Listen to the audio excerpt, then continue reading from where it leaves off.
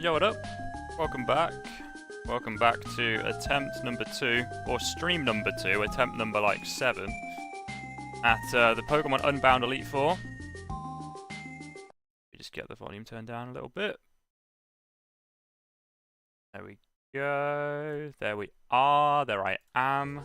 There's the cat in the background. Right. Here we are then. Back at it again with the Elite Four. Fell asleep at the end of the last stream. Well, I didn't beat it, so I guess you can't have missed much. It was probably just me banging my head against the wall a few more times. What did we actually achieve at the end of the stream? Because I changed some things, and we gave it another go, but I think the overall sort of outlook was that I needed to do something drastically different with my team to beat this. Give me 1 second. I do have a note somewhere. That was all to do with the Elite Four. There we go. I've got it now. All the information I need to try and remember as we try and beat this again. The game too hard for you? No, it's a challenge. Not too hard. I've got it. Don't you worry about that. It'd be too hard for you though, mate. So sit down. Right. Yo, what up, Laurie? Welcome in. So I've just got a note here on changes made to the team between streams, because we recognised at the end of the last stream that I need to do something new. Need to mix it up. So where do I start? Maybe we just go team member by team member, because I think there's a change on most things. We've got Crocodile still rocking the Rocky helmet. That window's open. I can't be calling things Crocodile with the window open.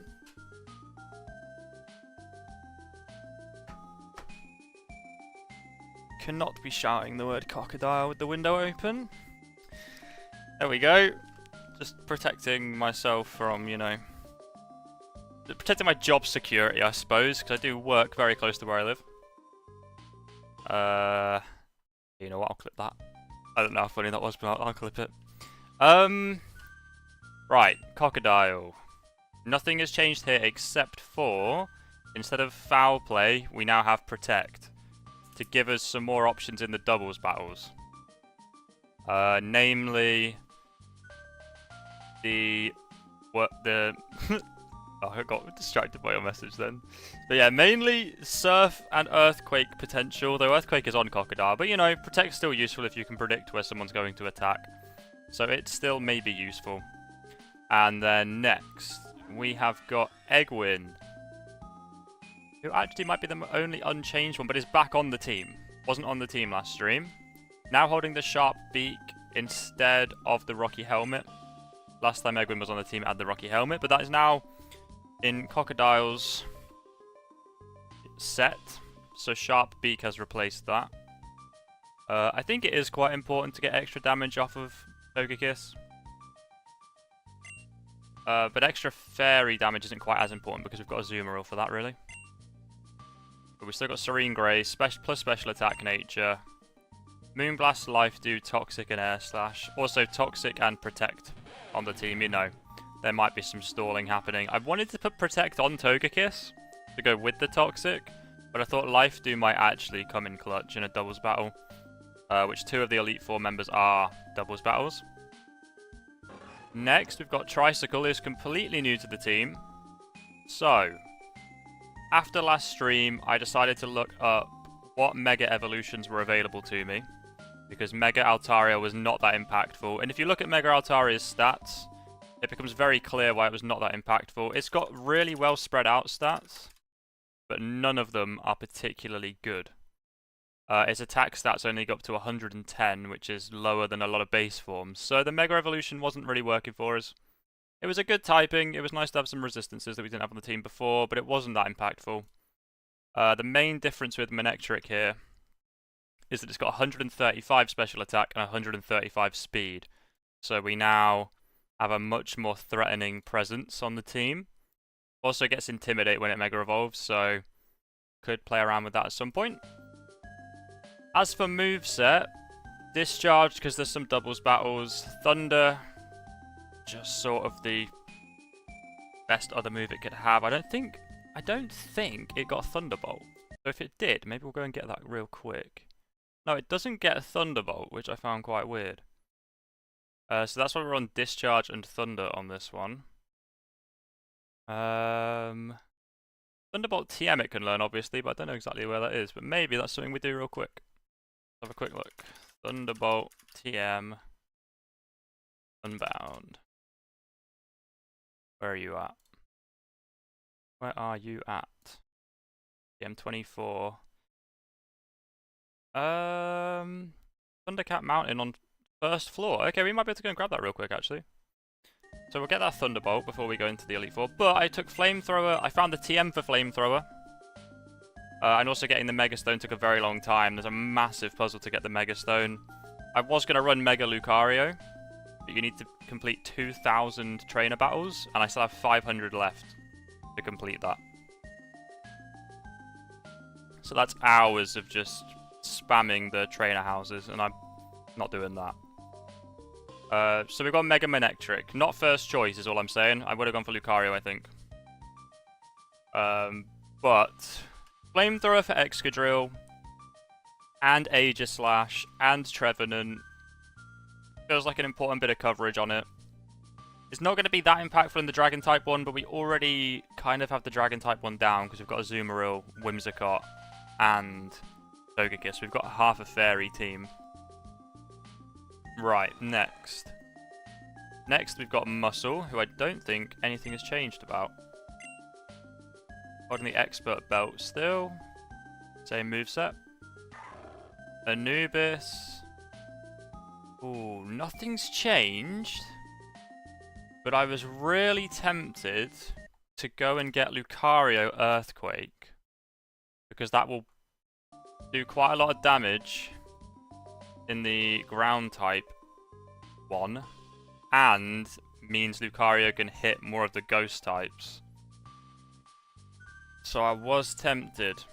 It can also hit Aegislash pretty hard. So we'll do that as well. We'll go and get Earthquake. I've already written down where that is because I was meant to do it before I started. Whoops. Right, so that's Lucario. We're going to give it Earthquake. That'll be the only change. And then we've got a brand new team member in Kotapi. Yeah, I regret the nickname too. I say too, no one in chat regrets this. We've got Kotapi, who is holding the Focus Sash. Where does it say that? There it is. So it can't be one shot, which is, you know, something that can happen. Whimsicott is not that bulky. But it's an absolute bullshit Pokemon, and we're going to try and perform some bullshit on the Elite Four, basically. It's got Prankster, so status moves hit first. Gives them all priority, like Quick Attack and the like. So Stun Spore, Tailwind, and Sunny Day will all have priority. So I can set the Sun up turn 1 in the ground type battle to get rid of the Sandstorm. Also to power up Flamethrower from Manectric. We've got Tailwind to double my speed, which they cannot stop because I am Focus Sash with 200 speed with Prankster. I will always get Tailwind up. Or Stun Spore, so I can always paralyze something turn 1. There's nothing they can do about Whimsicott's moves, which is what makes Whimsicott so annoying. And then I've got Energy Ball there. I was tempted to give it Solar Beam with Sunny Day, but it's not really going to be doing damage anyway. And Sunny Day isn't going to be a go-to every time, because it's not like I have a fire team. I literally just have Flamethrower and Mega Manectric, and I want to get rid of their weather conditions. That's the only reason I've got that. Nice one, Peter Guy. Lovely stuff. Little nephew came over and he wanted to play on my computer and then proceeded to spill soda over my keyboard. Oh no. Oh, that's awful. Give him a good telling off then, yeah? Surely you can ask for some money towards the keyboard if it's actually like bad. Right, that's the team. That is the team. So, who's been dropped? Mega Altaria has been dropped for Togekiss. Heliolisk has been dropped for Mega Manectric. Gives us the fire coverage, also faster and stronger. Whimsicott replaced Pelipper. Pelipper was on the last rendition of the team, wasn't it? We were using Rain to stop other weathers. And using that as the Tailwind setup, but it only set up Tailwind in one of the 3 Elite Four fights we brought it to. because it got killed on turn 1 in the others. So that's why we've gone for a Prankster Tailwind setter who will not get killed before it gets to set it up. Good morning, Funky. Good morning, welcome in. Welcome, welcome. So that's the team. That's what we're working with. You know, there's a little bit of sort of compromising because the game makes Mega Evolutions really hard to get. But I do believe in Mega Manectric. We'll see what it can do. We're going to see what it can do immediately when we get there, by the way, because Excadrill is the first Pokemon on the first fight. And I'm wanting the Flamethrower to do big damage. And I will do it straight away because Manectric will just go down in that battle anyway. It's a ground-type Elite Four member, so Manectric can't really function later in on the battle. It's just going to be the Flamethrower for the Excadrill. That is unless we can get it like... Oh, I don't know. I don't know, but I'm going to have a look. What coverage moves can it learn? Can we get like an Ice-type move or something? No, its coverage is pretty bad. Oh, it can learn Snarl, though, with the TM, which is 55 power Dark-type special move. But it lowers the foe's special attack. And it's already an Intimidate Manectric that's very fast, so it could really shut some things down with that. But we need space for it. We need Protect here because we're going to have 2 Earthquake Pokemon that will one-shot Manectric. So, Snarl. Snarl is pretty important. Oh, Thunderbolt goes over Thunder. Oh, I don't know. I'm going to need a bit of help with this one, chat. Or some other opinions. What do we reckon? Snarl and Thunderbolt are kind of both important here because then we do have a Dark-type move and we can use that on every other trainer. Electric-type is weak against a few of the Elite Four members. So, I don't want to just rely on Electric. But I can't get rid of the Protect, I don't think. Politoed! No, that's not what I'm asking, but I appreciate your input. Welcome back, Kicker, as well. Hope you're doing well. Nice goose. Love to see it.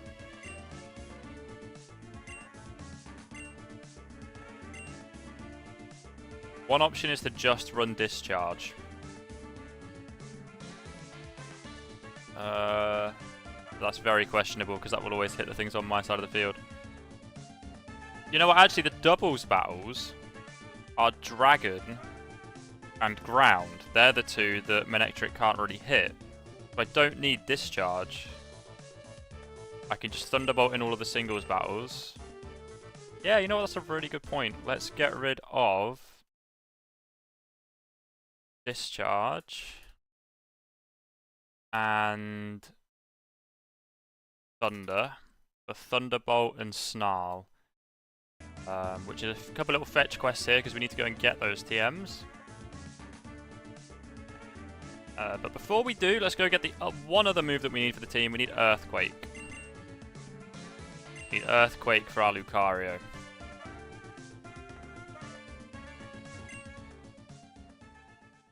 Why did I think the Great Desert was here? Have I gone to the wrong town?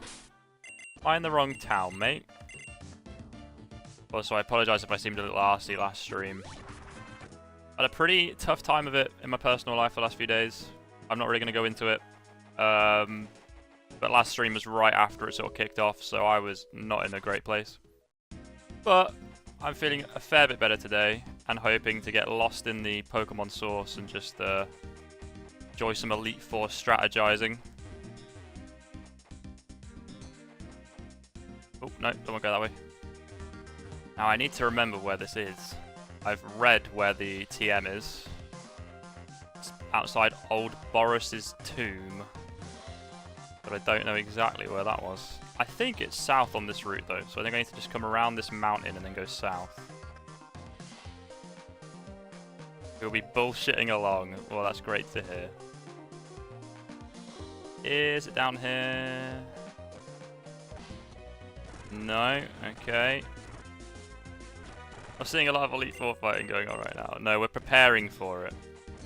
You were here last time, you saw how incredibly difficult the Elite Four was. I gotta do a little bit of planning before we just run back into it. We're seeing Laurie be wholesome.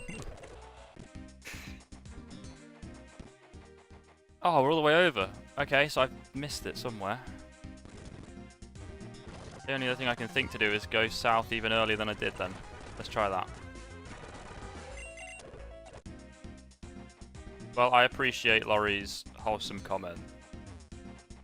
Because I am still feeling a little bit not amazing. So it's nice to have a little bit of support in the chat. Especially when I'm about to be throwing myself at maybe the hardest Elite Four I've ever done. That I've already failed 6 times? Was the counter on 12 before last stream? Mate, I've got to use a repel to do my head in. So many encounters on this route.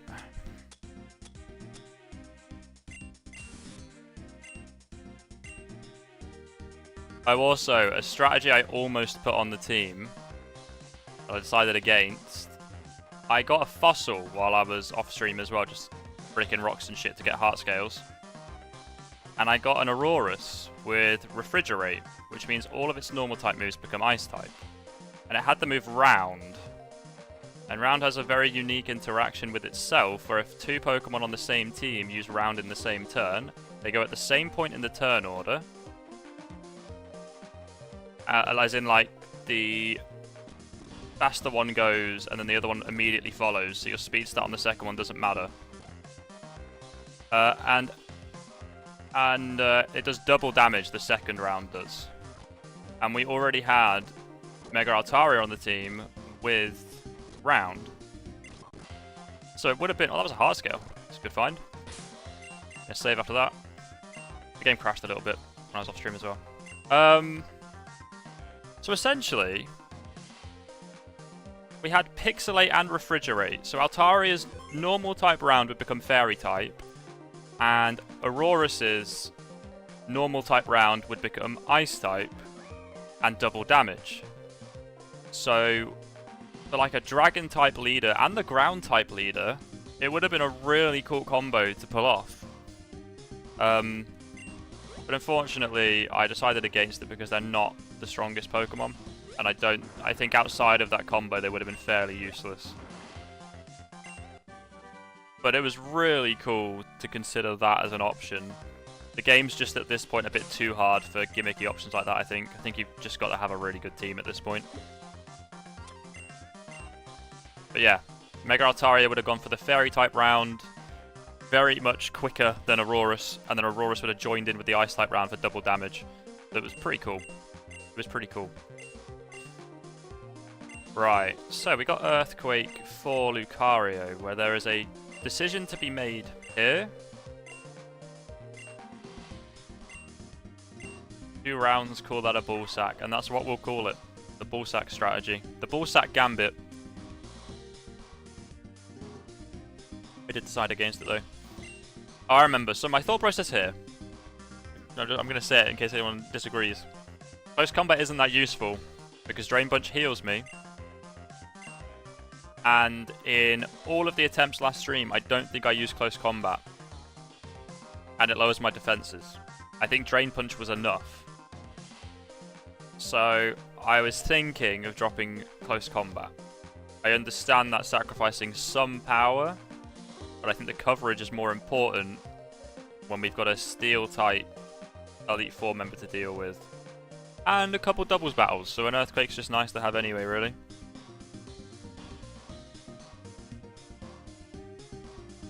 Welcome back, Laurie. We missed you. Yo, Estrella, welcome. Good afternoon, good afternoon. I am just kind of waiting to see if there's any objections to this. Okay, Estrella agrees with me, that's good, that's good.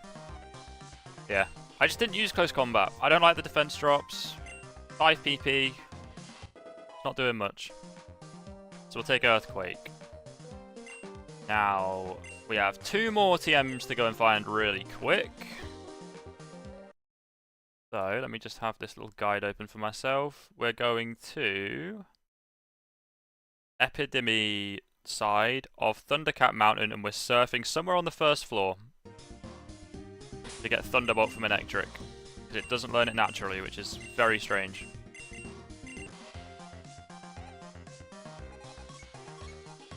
There we are.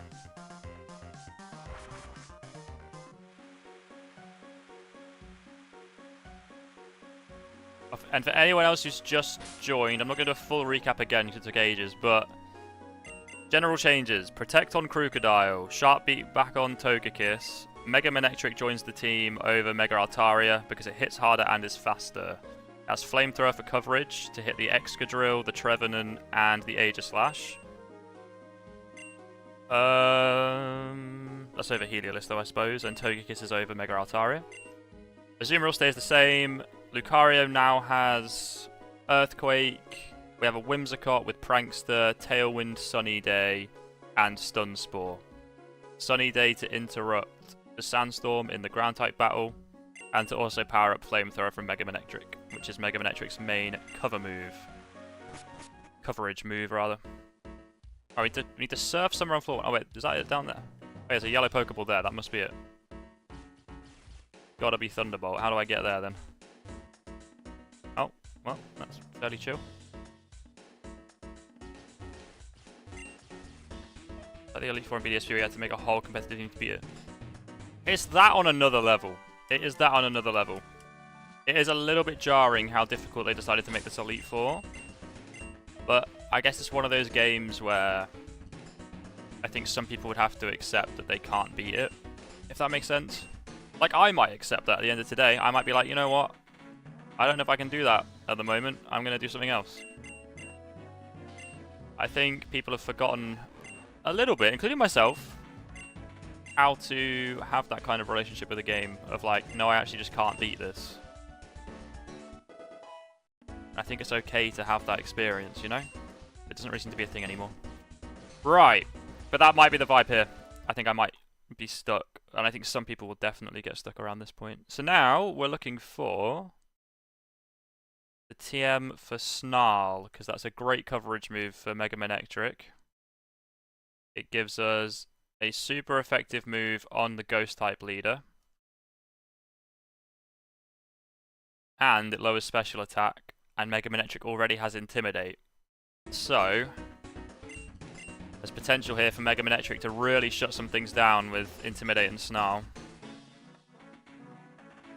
So we are heading towards, it says near Frost Mountain entrance, which is a bit more vague, so hopefully we find it fairly quick.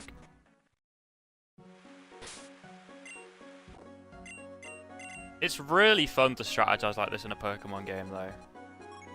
I can't like say that enough, how fun it is to really have to try a game like this.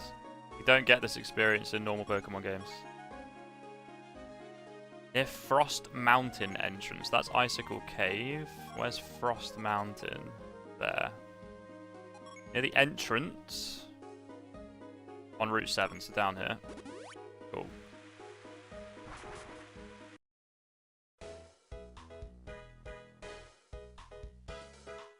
Frosty has a vet. Yeah, you're not. Who are you? You're not Frosty. Oh, I don't have another repel. We're exploring near this entrance, so I guess we'll just look around here. Oh. Over here then. Near Frost Mountain entrance. About down here. Someone in this house going to give me Snarl. Snarl is also a move that hits both Pokemon in a doubles battle, by the way. So it will lower the special attack of both things I'm against in a doubles battle. 2 of the Elite Four members are doubles battles. Why does Lorenzo smell? Mega Man is kinda mid, he just does. Sewer rat? God, lives in trash, big poop. Well. That's an aggressive poll. Could have had like Canal Rat. He is Dutch. Need to be the sewer. Mega Man is not mid, by the way. You know what, for that? There we go, that's my vote. First open world game. Because you can pick which level to do in any order. Is that what you're saying?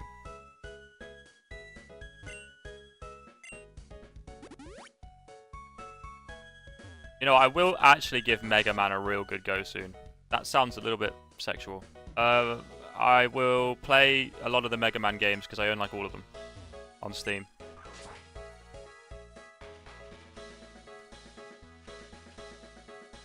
Okay, Snarl is near this entrance. Is there anywhere I can rock climb? I don't see anything. Let's go a bit further back.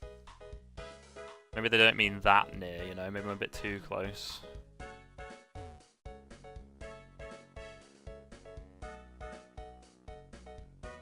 I now feel like I'm like half the route away.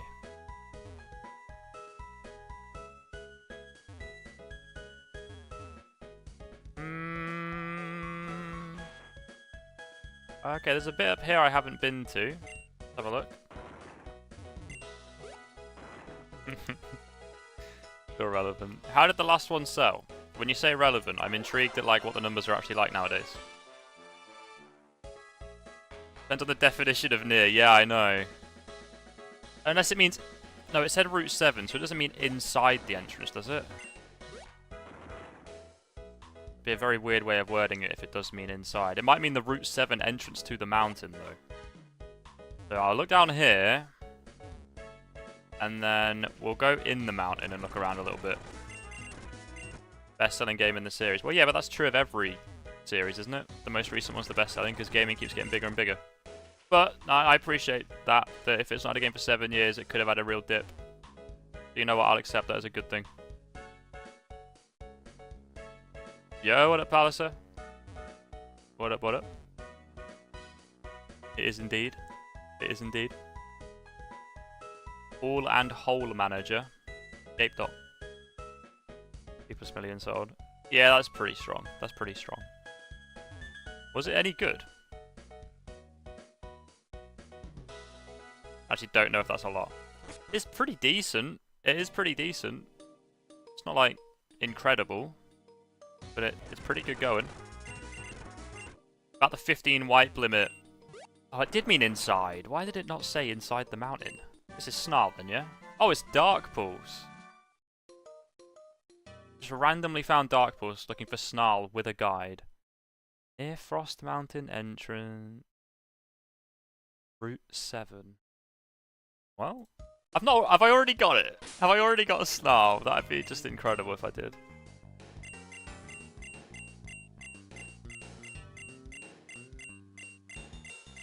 It's a very high up. I've already got it, that's incredible. Okay, we've already got Snarl.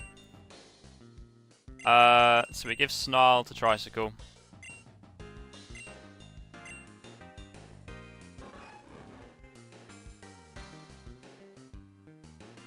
Let's play the game. I mean, I'm not just mindlessly hating on it nowadays. So, Snarl for coverage. At lowest special attack, it's Dark type. There's a Ghost type leader. This really brings Manectric into the team a little bit more. Discharge isn't needed, because the 2 doubles battles in this Elite Four are Ground type and Dragon type. One is immune to Electric, one resists. So Discharge is not doing very much for us. Thunderbolt is stronger for the singles battles. So, we're going to get rid of Discharge. Going to rock Snarl and Flamethrower as our coverage moves. Now, I am a little bit intrigued, though. I just picked up Dark Pulse. It can't learn Dark Pulse, okay. It has a stronger Dark type move. So Manectric, with this moveset and with this strategy of kind of shutting down other Pokemon with Intimidate and Snarl, Manectric will probably die quite early in the battles. Basically just need it to shut down a threat or two, or get a swift kill, and that'll be its job done. It's not got the staying power, it's very fragile.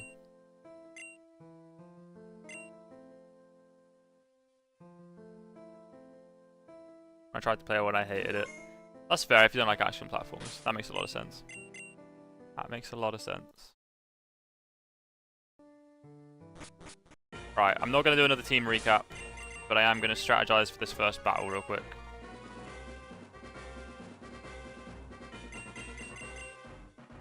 So what I was thinking, and I know this is weird, because we're going into the ground type Elite Four member first. I'm thinking of leaning Manectric, because when I Mega Evolve, I'll get to Intimidate the Excadrill. You know what, I'm not going to go through all of it, because this attempt might be about 2 seconds long. I'm trying something on turn 1 that could work or go horrible. But it's a strategy I want to try, and I might just wipe immediately. But I want to try it first, just to see if it works. I'm just going to go for it. It's not a Nuzlocke, it's a challenging game, so we're just going to do it.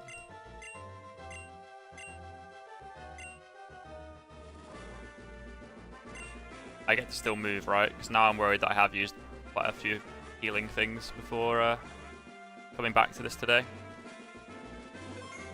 I've tried not losing. Can't seem to get that strategy down, though. How many do I have? Yeah, okay, let's go nutty on the healing stuff. We're literally finishing the game. Well, you know, we're at the end of the game. There's nothing else to keep these for. Keep our money for, that is.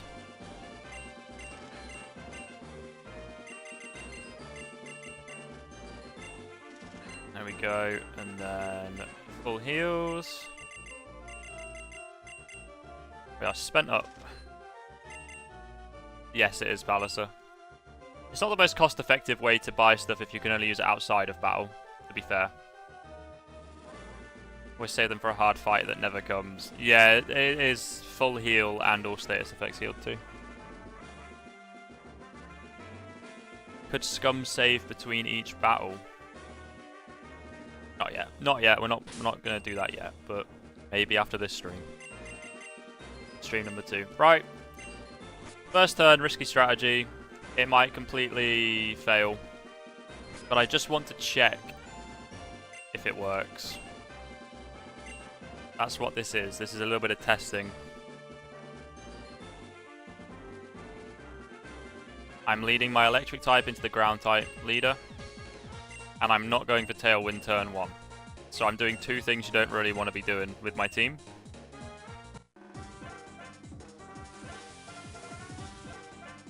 But I think it could work if I get the kill on this Excadrill turn 1. Not sure what my odds are on that happening though.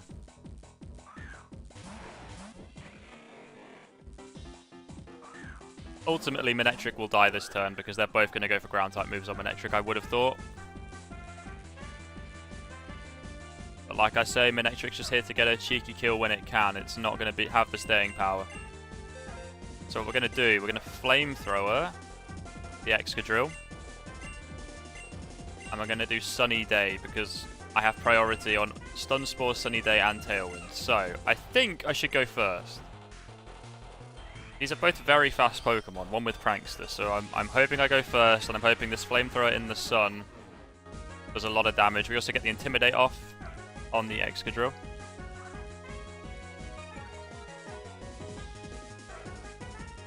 And we get rid of their Sandstorm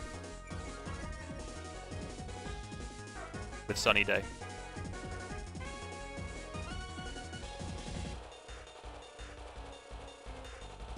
You're kidding me. I built a team around getting rid of their Sandstorm, and it's just going to drop on me. It's a Sandstorm you can't get rid of. What is this Elite Four? They're just cheating. They're just entirely cheating. Ooh, they go for the Whimsicott, though. If Whimsicott doesn't die to the Sandstorm, we're still in a really good spot, but I think that might kill.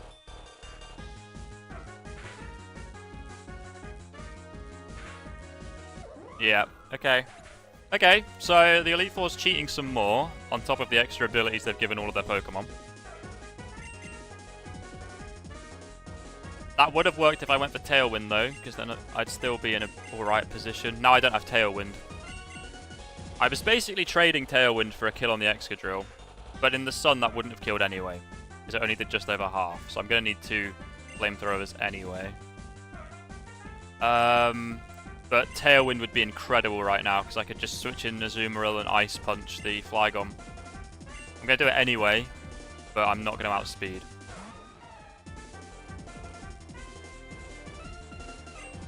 But we outspeed for the Flamethrower, at least we can kill the Excadrill. Did I outspeed both? I actually don't remember now. Manectric surely does, though. Unless the Excadrill is Sand Rush, and I can't get rid of its bloody Sandstorm. Really not ideal. No, it was Sand Rush. It's Sand Rush and I can't get rid of the Sandstorm.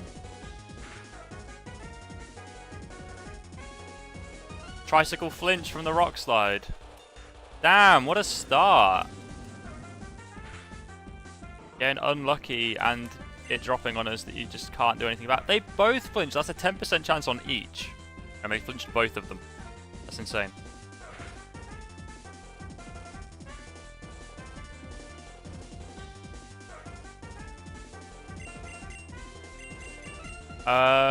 Right, next.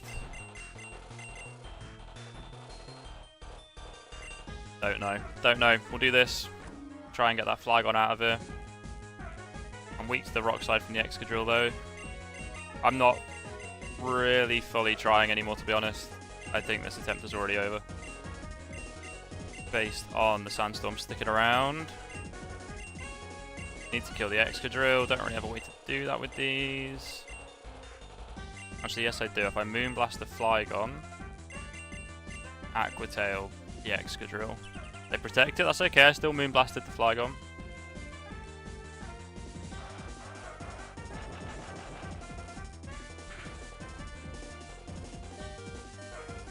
They get a crit. So they got 2 flinches and a crit so far. That's kind of crazy.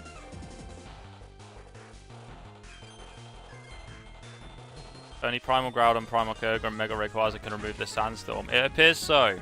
It appears so. Oh, we get the special attack drop. That's quite useful, actually. And we miss our 90% accurate. Oh, no, we don't. It protected itself. It protected itself. Wow, you're both pretty close there. On the fun meter. Okay.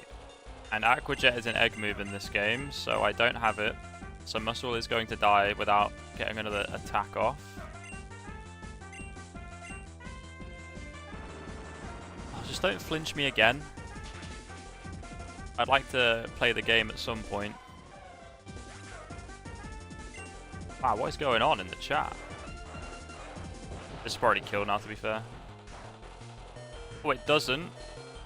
It doesn't. And I flinch again. 10% chance again. What a way to start this. What a way to start it.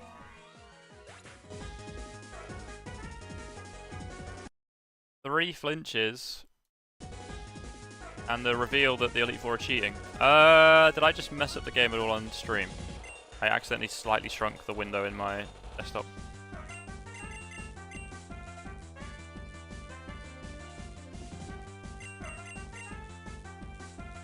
Cool.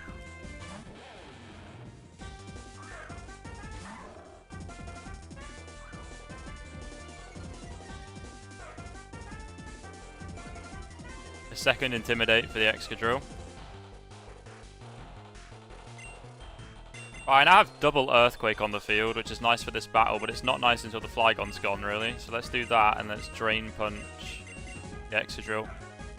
The thing is, while this attempt has been absolute shithousery, overall I actually feel pretty good about this battle now.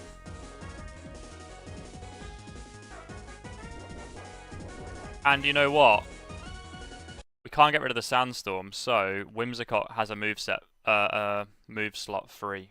At that point. Goodbye, Lucario. We've already got Stun Spore and Tailwind. Can we get any more moves to sort of really just annoy the opposition? Any more?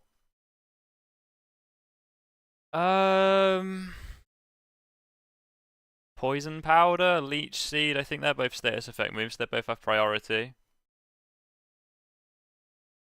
What else can we get? Double Team. Taunt. They don't really go for much setup, though, do they? Toxic is another option. Light Screen, Attract, Flash, Substitute, Defog, Trick Room. We don't need Trick Room, we're going Tailwind. Got a fairly quick team now. I might put Toxic on it. I think I'm going to put Toxic on it.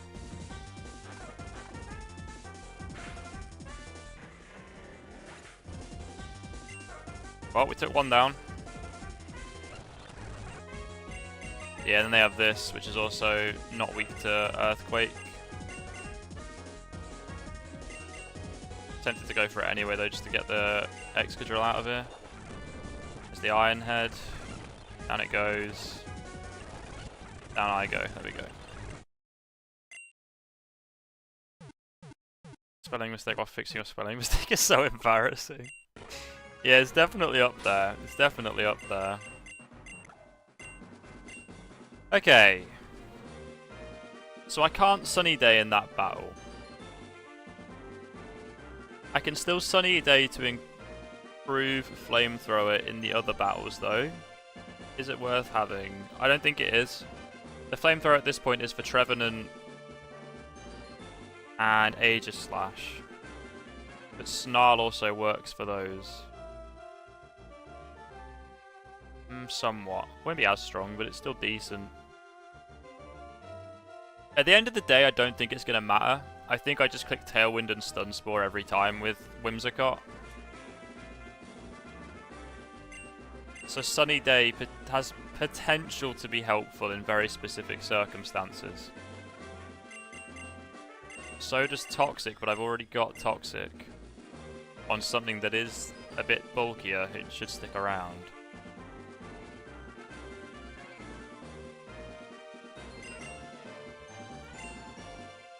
I did bring Pelipper. I swear Pelipper got rid of the Sandstorm. Hang about, let me add to the wipe counter. Yeah, Politoed is better than Pelipper, apart from Pelipper gets Tailwind, and Pelipper is immune to Ground type, and it's a Ground type leader that I needed a Rain Setter for.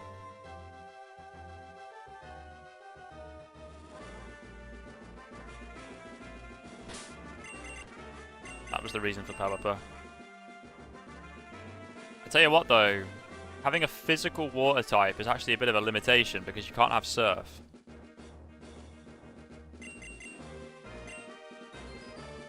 But Azumarill's got some incredible coverage. I'm going to have a quick look in the PC. I'm not going to change the team right now. Do we have a good special attacking water type that I could bring? Not in there. Not in there. Not in there. Nope. I've gone the whole game without catching a special attacking water type.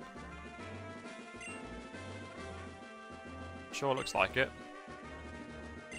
Ludicolo, I guess, is an option. That's literally it. Cool.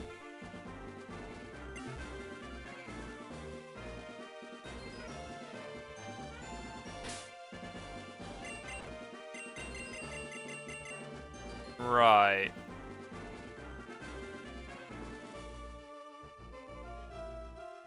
Oh, it's so annoying that they've got two flying types. This is why I think Surf would be so impactful, actually. Because I can't use Earthquake on this ground type team, really. Though Azumarill absolutely cleans up the two that are a problem. I can just Ice Punch the Flygon and the Gliscor. I can clean them up. But that's only in Tailwind because Azumarill is quite slow.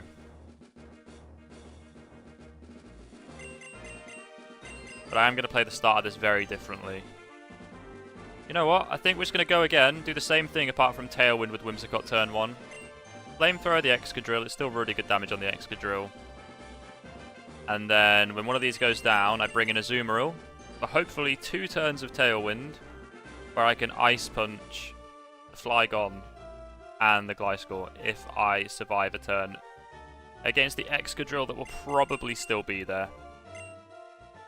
That's going to be the plan. We're going to go for it again. No changes to the team, just with the knowledge that I can't get rid of the Sandstorm.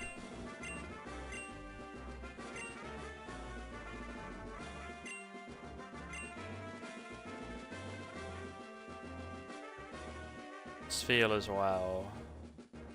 Not a terrible idea, actually. Not a bad idea. Again, it's only this battle where I would benefit from Surf, though. The other doubles battle is against the Dragon-type team.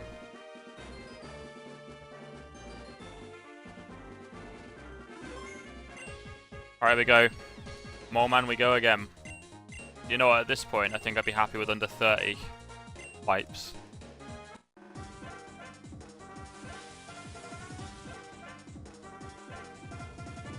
I'm not going to ask what that is, Kicker. I remember you telling me I've asked you twice before. At least twice. Now, there was the option to lead Whimsicott Azumarill,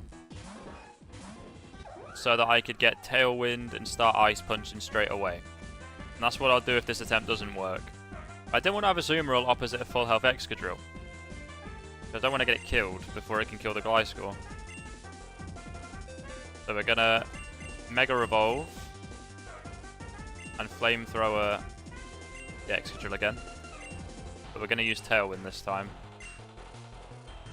Or Energy Ball. Do I just go for the kill? I don't think it'll kill if I double in. Do have Stun Spore as well. No, they went for Whimsicott straight away last time, didn't they? So it's got to be Tailwind. Let's get it set up.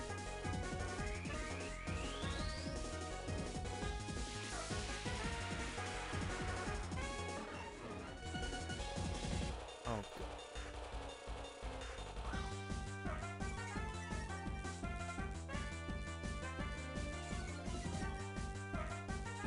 I feel like we've got an Elite Four in chat. In terms of the mental damage that you do. Welcome to Pokemon, everyone. Yeah, exactly. Exactly. Get the burn? No, okay. There's the Rock Slide. That's okay. Both attacks have already come out on my team. And the Heat Wave.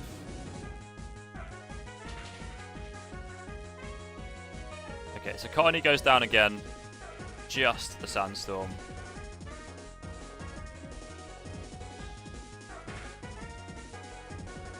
But we now bring someone else in Tailwind instead of just bringing them in to get battered. Now, to be fair though, Tailwind only doubles your speed. So Azumarill might still not outspeed.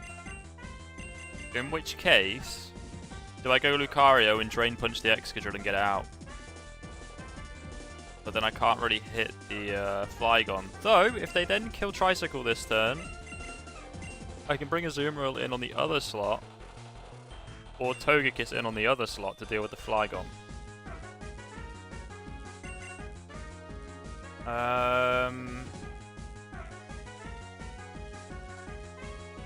Worth trying Azumarill first. I do agree. I think I'm overthinking that a little bit. Azumarill's quite slow though, so I am worried that even at double speed it might get battered. Actually, no, it won't, because Excadrill's going down before anyway, before it can move. Then it's an Ice Punch on the Flygon. We'll see what happens. It might just Protect. That's okay. That's okay.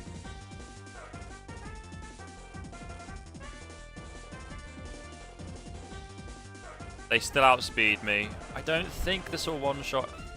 If it kills Manectric, then I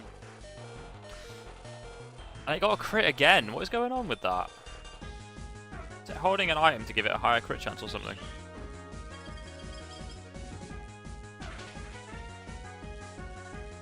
Should remind it. Well, my HSP is. Yeah, if you can let me know before every stream.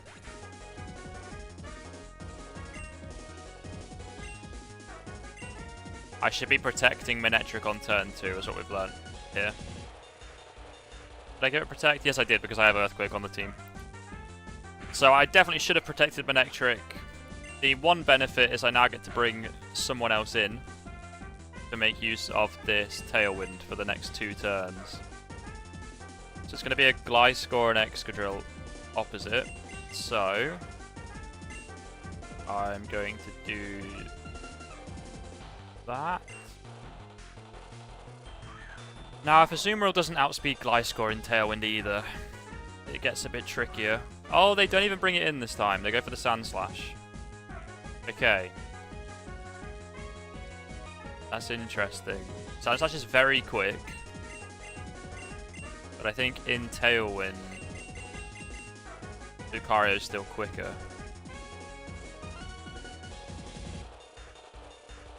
They might Rock Slide for the flinches. I'm really tempted to Earthquake and switch out into Togekiss, but then if they both Rock Slide, then Togekiss is probably dead. Alternatively, I could Drain Punch the Excadrill. Gonna go for that. I don't know if the Earthquake will kill it. Oh, it might though.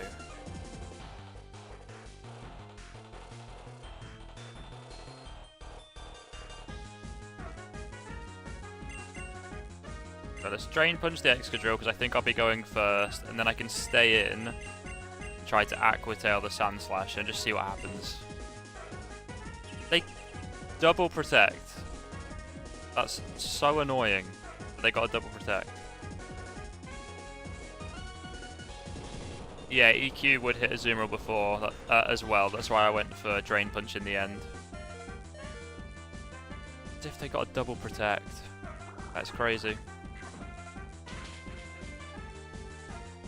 You don't even one-shot a Sand Slash. Your huge power Azumarill and it's a Sand Slash. I don't understand the damage in this game. Super Master Pump using electric type against the ground type, or am I missing something? You have to do all 4 elite members in a row, so there's going to be stuff weak in each battle. But I put Flamethrower on it to try and deal with the Excadrill. But unfortunately it's been protecting around that.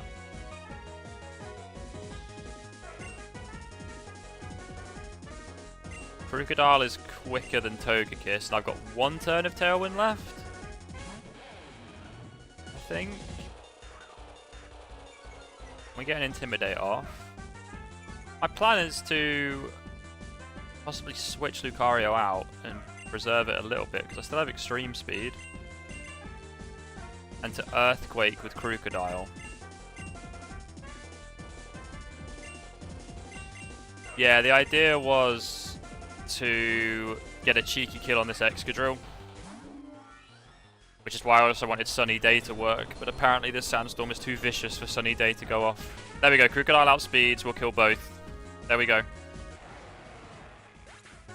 That's the power of Tailwind.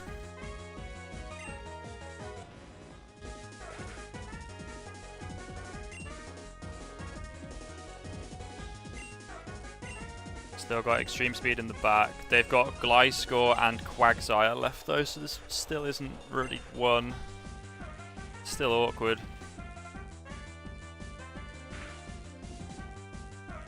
There goes the Tailwind.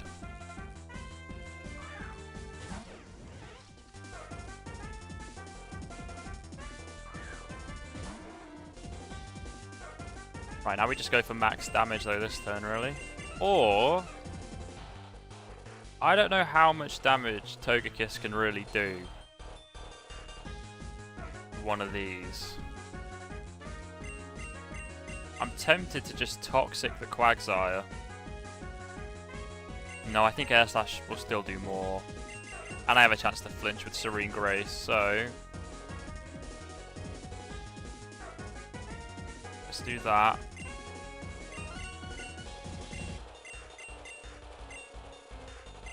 Can't Earthquake, it won't hit the Gliscor, so I mean it's still stronger than Crunch though, and also Stab, so Earthquake hitting the Quagsire is still pretty strong.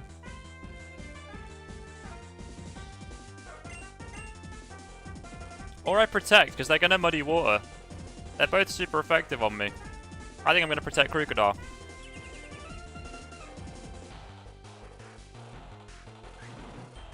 You Acrobatics Egwin, okay, okay.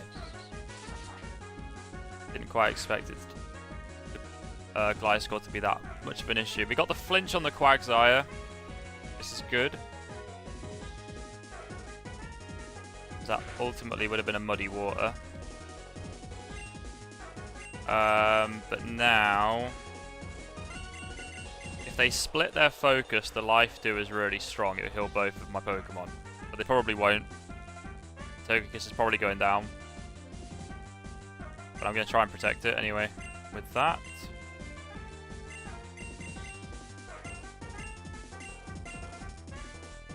I don't know who to go for out of these two. I really don't. I'm more worried about the Quagsire though. Oh, and Crunch goes first, so I could get another flinch. Got a Citrus Berry.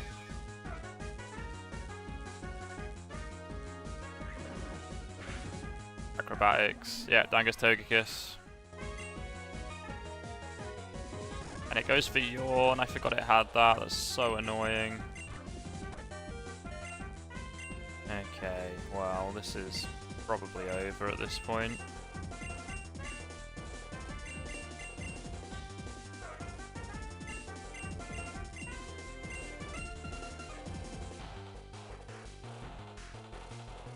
Getting acrobatics by the Gliscor, aren't I, on Anubis, surely. So I've got an E-speed. And I'll do that.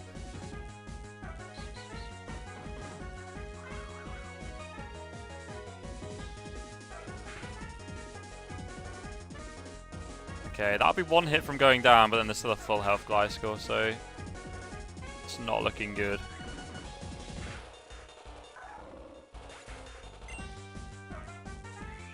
Oh, and it's got recover as well, so I just can't kill it anyway. I literally can't kill this Quagsire. Nice. Right. 20 on the counter.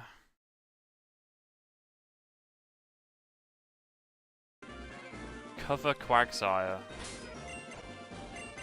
What do I do about that then?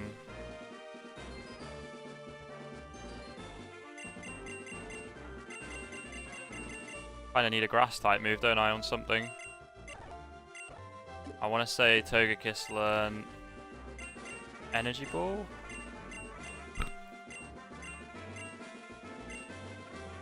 No, it doesn't. Okay.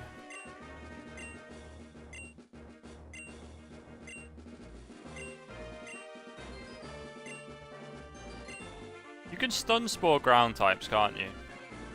To get them paralyzed. Do I just stun spore the Excadrill?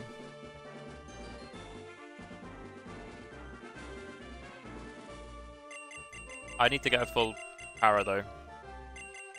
That to really help in any way.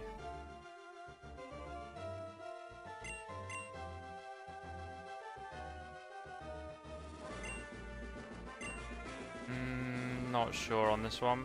Not sure. We're not going to change the team yet though. We're going to go again. Try and play it a bit differently. So I've beat the others. Last stream, did I beat the other 3? Not in the same attempt, but this one I haven't beat yet, I don't think. Could be wrong though, I don't really remember that well.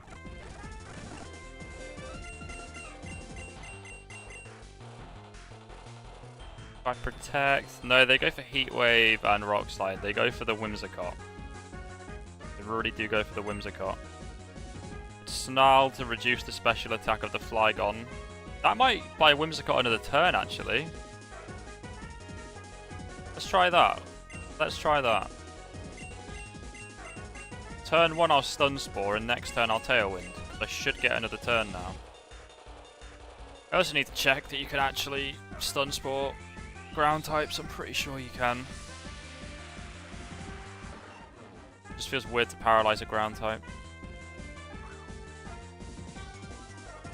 -1 attack, Excadrill.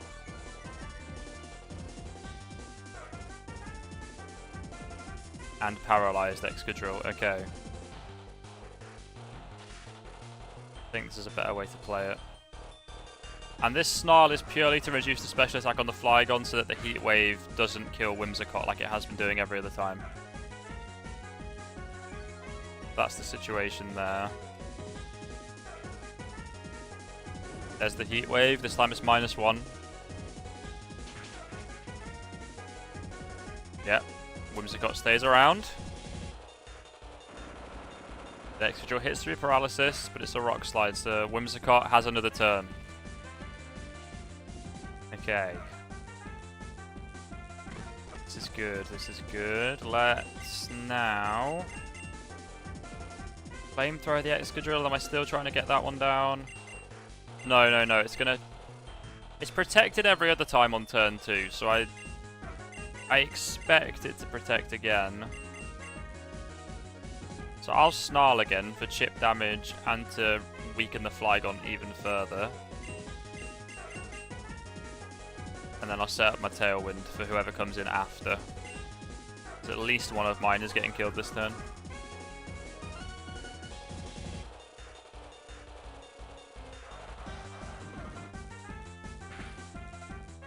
didn't protect this time. That's the first time they haven't protected Excadrill on turn 2. Oh, and I missed the Flygon. The only reason I went for Snarl. Okay. Okay, game. And there's an Earthquake, so that's Manectric down as well. 2 more coming in here with the Tailwind, though. It's not all bad. I think I know which 2 I'm going to bring in this time. We're not going to waste the Azumarill. We're going to go Crocodile and Togekiss straight away here. Well, both quicker than Azumarill. And this way I can Moonblast and Earthquake.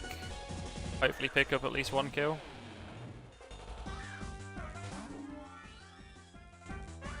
That is now the Excadrill -2 as well on attack.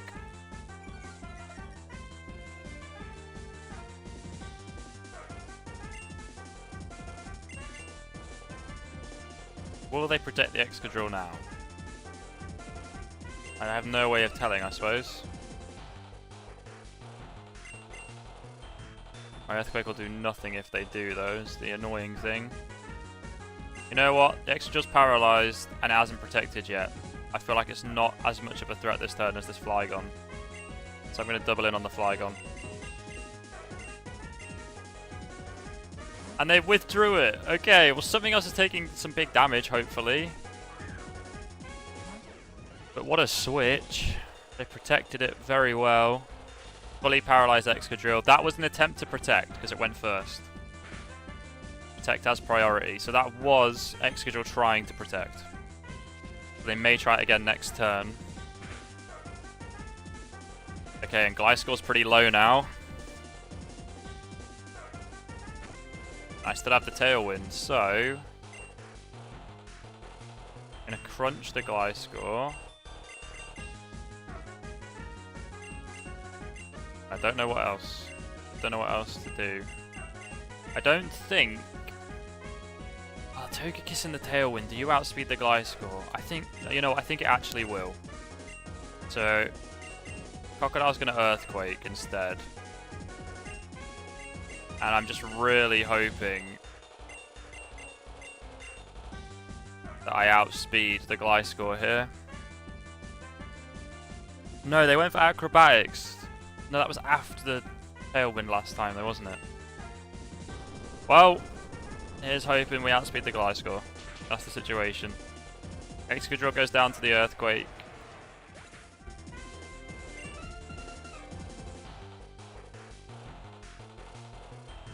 Okay, so much text. Can I please see if I'm outspeeding? We outspeed. That should kill with the Sharp Beak. Lovely, double kill with no damage taken. That's Tailwind again coming in clutch there.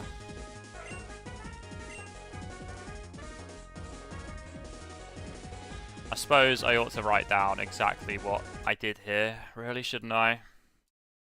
So it was Stun Spore on the Excadrill that made the difference. Stun Spore and Snarl turn 1. The rest of it just kind of made sense. But that wasn't my first choice for a turn 1. I don't know if we still have Tailwind up. I didn't see the text that it ended.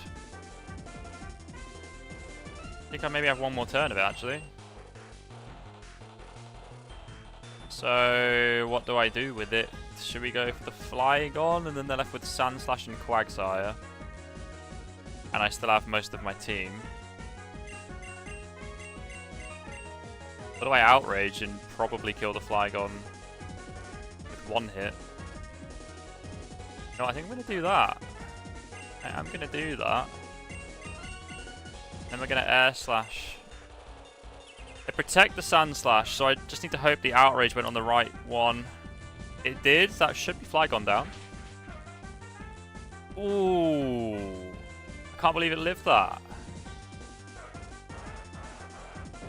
Oh, that's crazy. Okay. Now, the Tailwind probably ends. The next turn will unfortunately look quite bad for us, I would have thought. Tailwind petered out, yeah. I might still outspeed the Flygon, but definitely not the Sand Slash.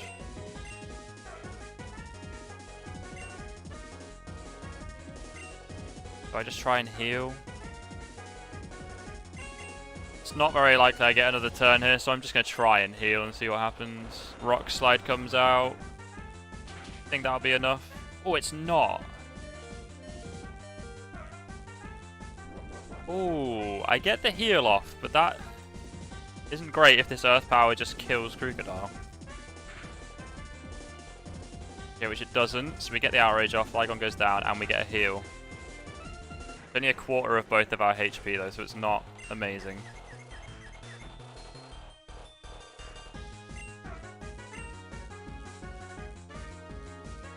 Oh, never mind, I flinched from the Rock Slide.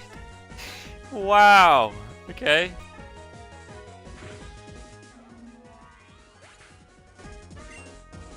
Another 10% flinch.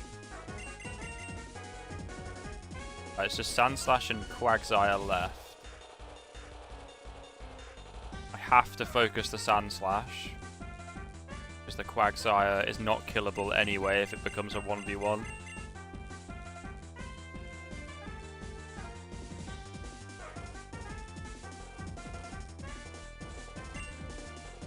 It's gonna yawn me as well. This is ridiculous, this fight.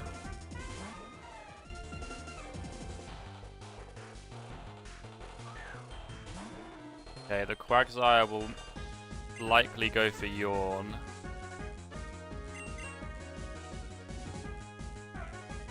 I expect it's more likely to Yawn the full health Pokemon.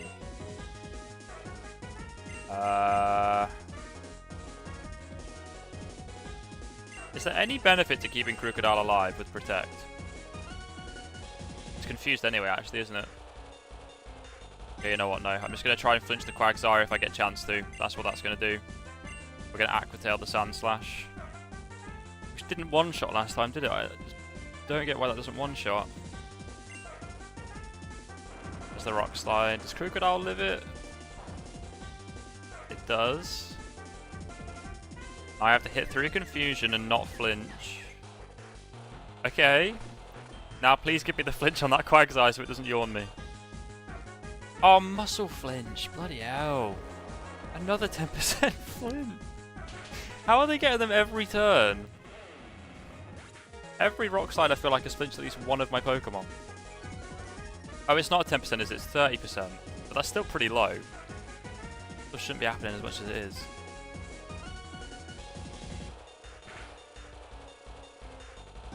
Right. It comes down to this.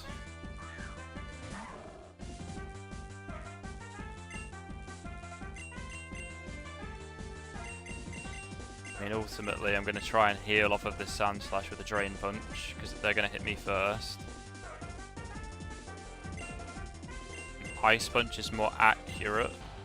Accuracy 75. Wait, what?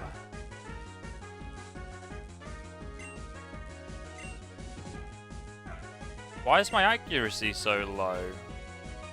Is that this Vicious Sandstorm?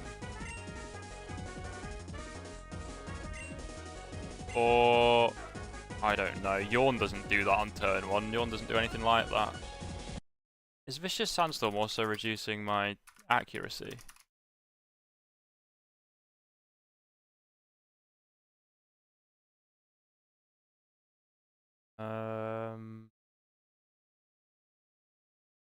Vicious Sandstorm Unbound. What the fuck is it actually doing?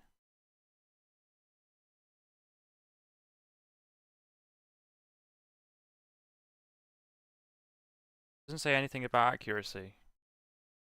Something happened that I missed. Why is my accuracy so low?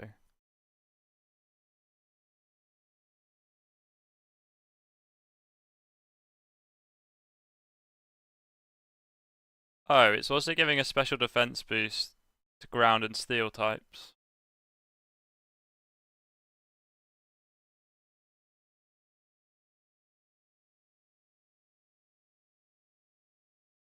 Interesting. Why is my accuracy so low?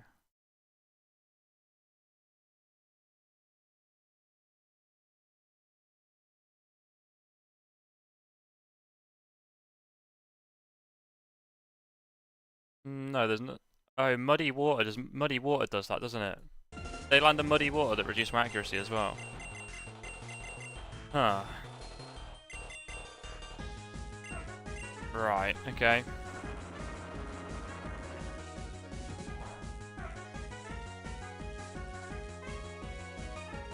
Get the drain punch off. What's happening? I just realised my accuracy was really low on Azumarill and I was trying to figure out why. And I also found out that they're getting a 30% flinch every time. They got it again. So this run is over.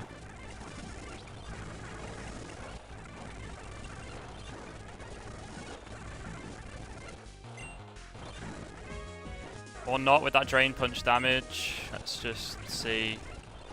They have recover.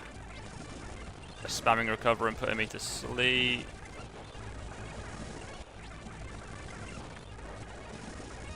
Yeah, okay. Okay, we just fucking won it. Absolutely everything that could go wrong did go wrong. Battle number 1 is down. I would have to say, it wasn't fun. I don't know why they gave it a unique sandstorm. But battle number 1 is down. Now we go on to the other fights where they have Serene Grace, Multiscale, and bloody Download. But there we go. Right, I ran out of Drain Punches just then, so let's use an Ether on that. That battle doesn't seem very fun. No, it really wasn't. It really wasn't. I honestly am very rapidly... I don't want to be an arse or be overly negative on stream, but I'm rapidly approaching dropping this game. None of these Elite Four fights are fun, to be honest.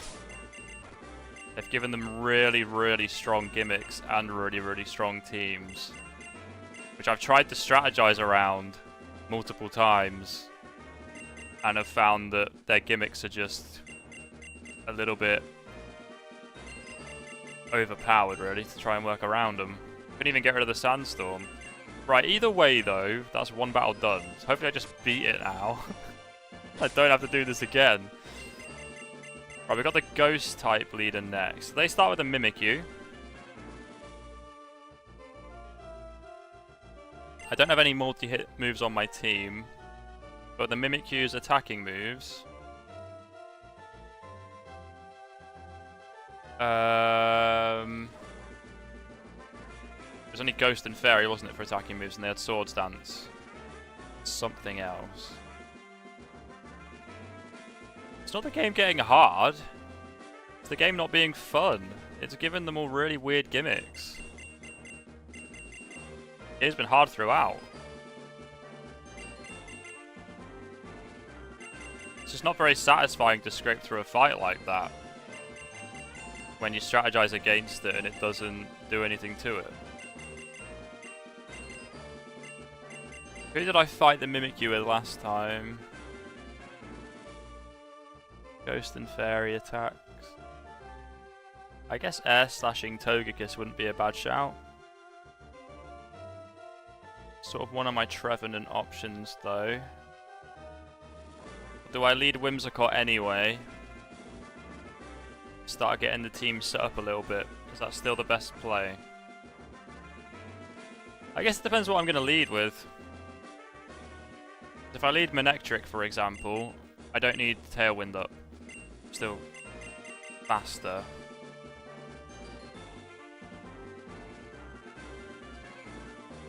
Yeah, I'd agree with that, Estrella. I'd agree with that.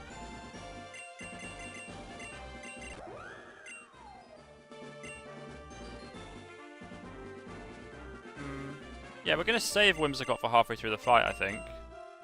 Bring it in later on and maybe it can have more impact. And we will... either... I will just Thunderbolt the Mimikyu twice, I think. I would hope that that would do enough. And again, Mega Manectric is here to just be a little bit explosive and get a battle started. It's not here to do any specific role. It would be good against the Trevenant, but so is Togekiss, so we have an option there. We're going to try leading with it and just outmatching the Mimikyu a little bit.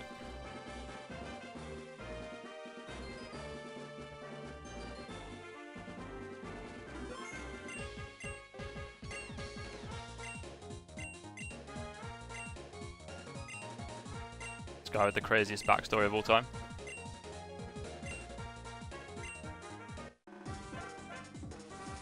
Isn't he already dead? Why'd I have to fight him? Give up, mate. Someone's already killed you at some point. Right, there's the Mimikyu. Ghost type Pokemon will take half damage at full health. I'd go for Snarl if I was worried about its special attack, but I'm not. It's a physical attacker. So I am just going to Mega Evolve and Thunderbolt it. I also get the Intimidate from Mega Evolving. Didn't even think about that. That's also really good against this Mimikyu.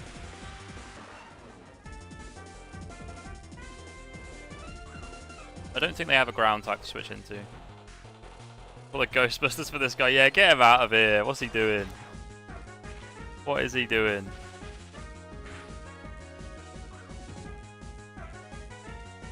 Down goes that. We outspeed, which is really nice. It's intimidated, which is really nice. It still sets up a Swords Dance. Okay. So it might just go for a +2 Shadow Sneak, or +1 because of the Intimidate. But I'm not too worried about that. This is a little bit of a test of Mega Manectric's power, to be fair. I'd really like for this to kill. I don't know how especially defensive Mimikyu is, though. I don't know how realistic that is. Oh, dear. Let me have a quick look. Let's see. Is Mimikyu the problem, or is Mega Manectric the problem? Mimikyu has 105 special defense. You know what, then? Fair enough. Fair enough. It just Swords Danced again, didn't it? So it's going to go for a +3 Shadow Sneak. Yeah. That's quite a weak move. I don't think this will kill. No. So that is a completely fine way to start this battle. Every time I go into this battle, I'll just go Tricycle and take out the Mimikyu in exchange for that much HP. Now, I think I outspeed their entire team as well, so whatever's coming in is still going to get hit again. The Mega Banette comes out. Ah, they've gone straight for their Mega. That is interesting. Who isn't a special attacker either, so Snarl isn't a great play still. You know, they do have Chandelure, which I could Snarl, and they do have Aegislash and Trevenant that I could Flamethrower. Do I protect Mega Manectric here and switch it out?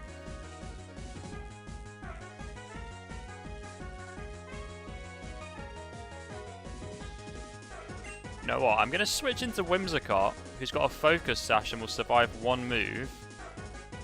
And then I can set up the Tailwind next turn, and then bring out Crocodile to crunch the Banette. Let's keep Mega Manectric around. And hope this thing doesn't set up, actually. I think this might also get something similar to Swords Dance. If not Swords Dance, it might just get Swords Dance too.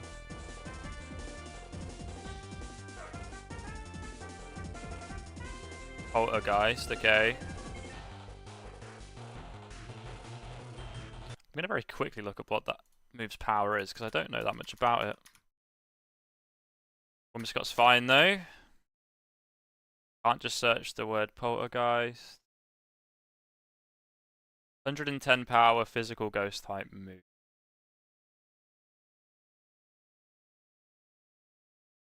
What? In Brilliant Diamond Shining Pearl, the description is, this move can't be used. It's recommended that this move is forgotten. Once forgotten, this move can't be remembered.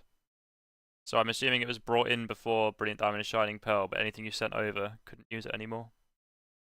Interesting.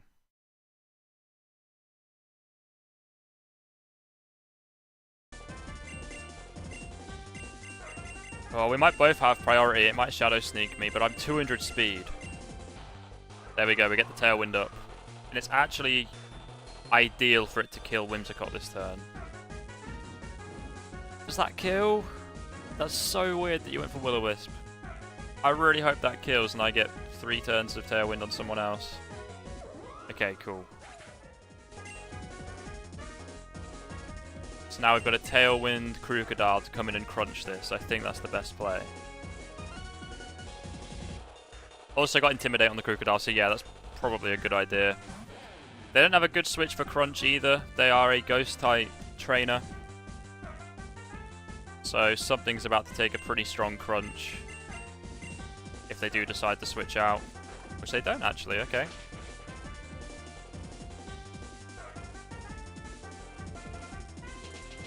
That damage is incredibly surprising.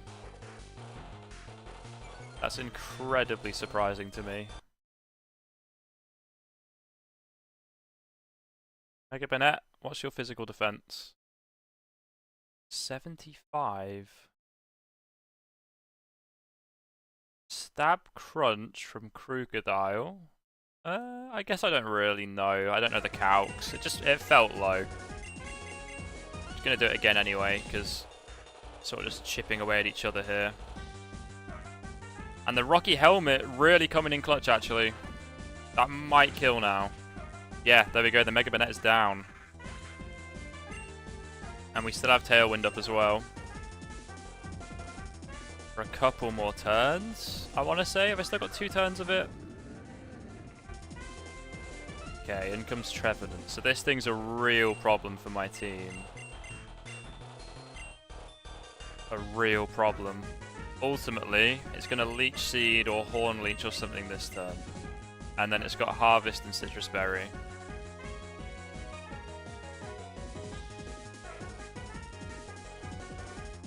In between each member, strategizing is fine, but you're too limited what you can do.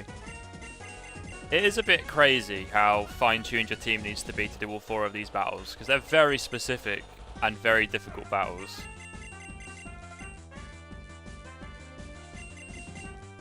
Maybe they should just have a rule where you can swap out like 1 or 2 Pokemon between the fights, I don't know. I don't know how to make it work. The whole game has been amazing for these gimmicks in their major battles, and these gimmicks themselves aren't terrible. It's only terrible because you have to do all 4 in a row, like you say, Estrella. You don't get to sort of strategize around each one. Horn Leech or Leech Seed is coming in. Do I need Crocodile for anything else? Potentially. There is still a Chandelure. Chandelure gets Energy Ball and will probably kill Crocodile anyway.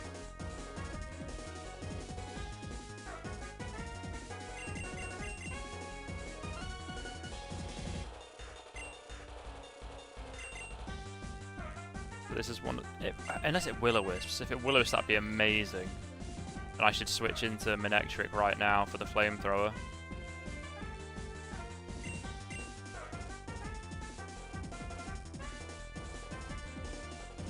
Okay, now you know what? The safest way to deal with this Trevenant is going to be to Toxic it. Because I could go for the Mega Manectric play, but will that Flamethrower even do enough? Cause issues for this Trevenant. I don't know if it will. Tailwind is gone. That is unfortunate. It got rid of the Mega Banette for us though. Fair. Be Toxic. Don't want to deal with this Trevenant. And I can completely stall it out. Unless it has something it can really hurt me with. It does not. So I've got Life Dew. Obviously the Leech Seed is still active, so it's going to take quite a few turns, and it's burnt me as well. So it's not perfect. Oh, they've realised I'm stalling them out. They're switching out. Okay. They're going into Aegislash.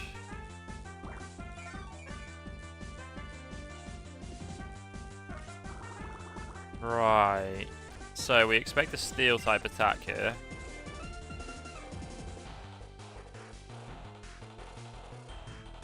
Is Stance Change an ability?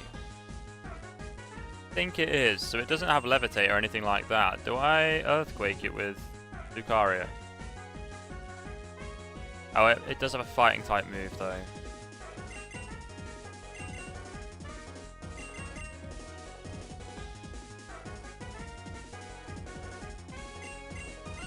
Can EQ him, okay. But I'm kind of expecting... If I don't outspeed him, then he's going to be able to Secret Sword next turn. There's 60 speed, but if it King's Shields...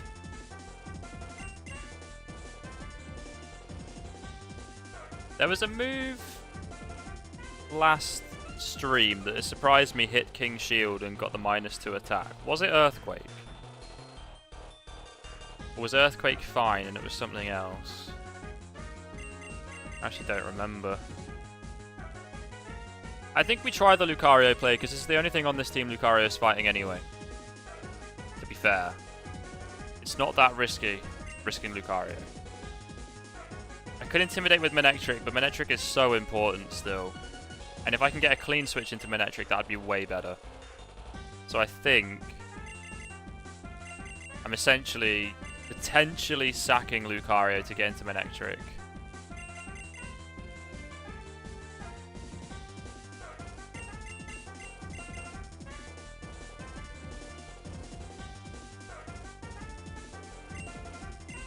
I'm gonna do it. I'm gonna go for it. We'll see. I know, right, Kicker? It's crazy. Though it did say there's a sword stance. Unfortunate. Does that mean it will protect this turn? No, it's not. But it hasn't changed stance. So this isn't going to kill. Oh, and there's multi-scale as well. I forgot about the whole gimmick of this fight. That'll be Lucario dead. 100%.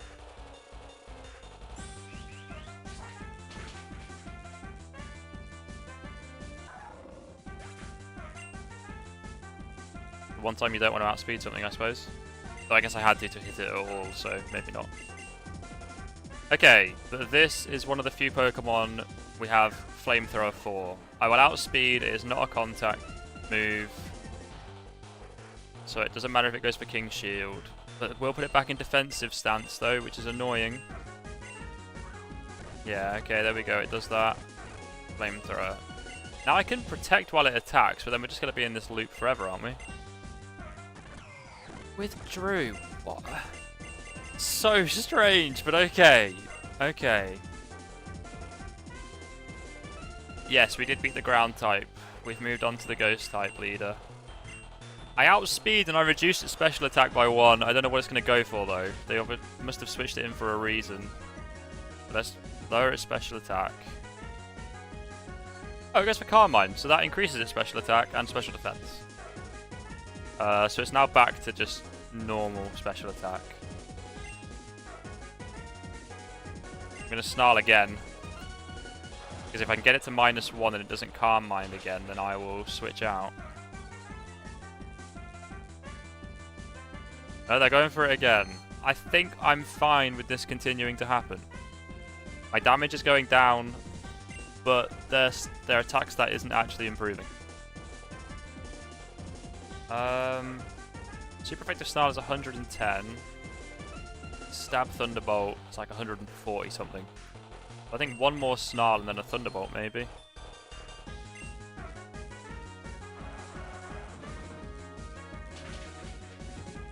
I think a Thunderbolt would do it now, but they might Calm Mind again, in which case it might not. They're really going for it again. I think I've got the AI stuck a little bit on the idea that it wants to get its special attack raised, and it can't.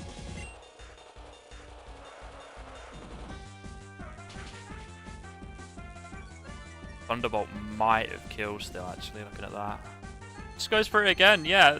It's obviously programmed in some way that it wants this special attack boost before it does anything. Which is really good news for me. I think this will kill now. That's the Chandelier down without doing anything. The Chandelier did nothing in this battle. Is it just the Aegislash and the Trevenant left? It is.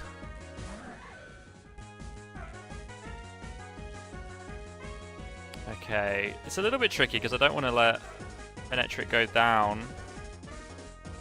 It would be good against the Trevenant, but I think I've already got the Trevenant completely stuck if I just keep healing up with Togekiss. So I think I'm fine to do this. It will now attack me, but it doesn't have the Sword Stance up anymore.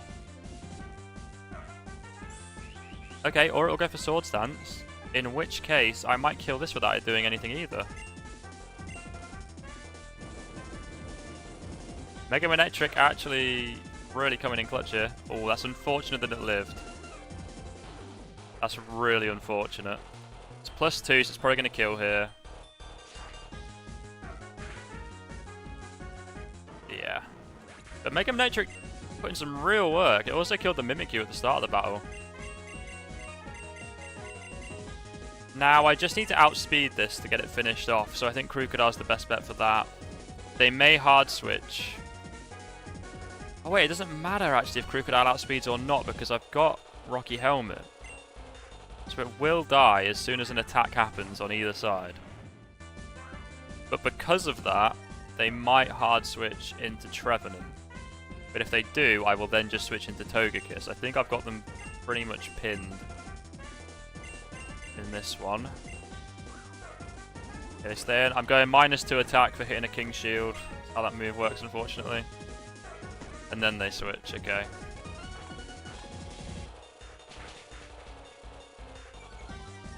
Oh, I got a defense drop. They're gonna Horn Leech though, so I can't stay in. I've got to do this.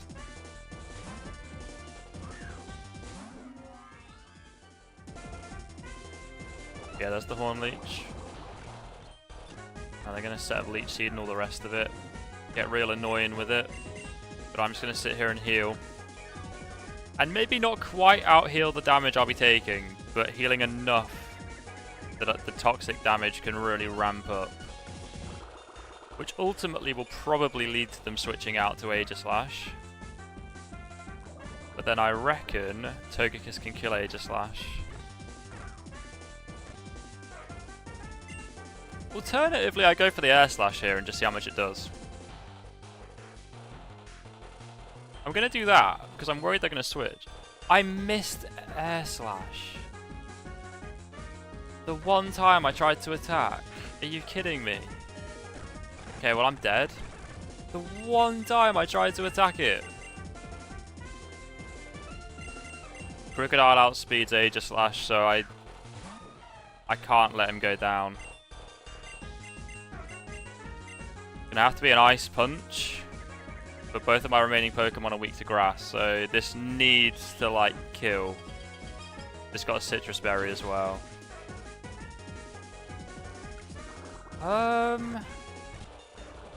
Yeah, okay, that works. I didn't throw anything. I missed a 95% accurate move. I'm pretty sure that's Air Slash's accuracy.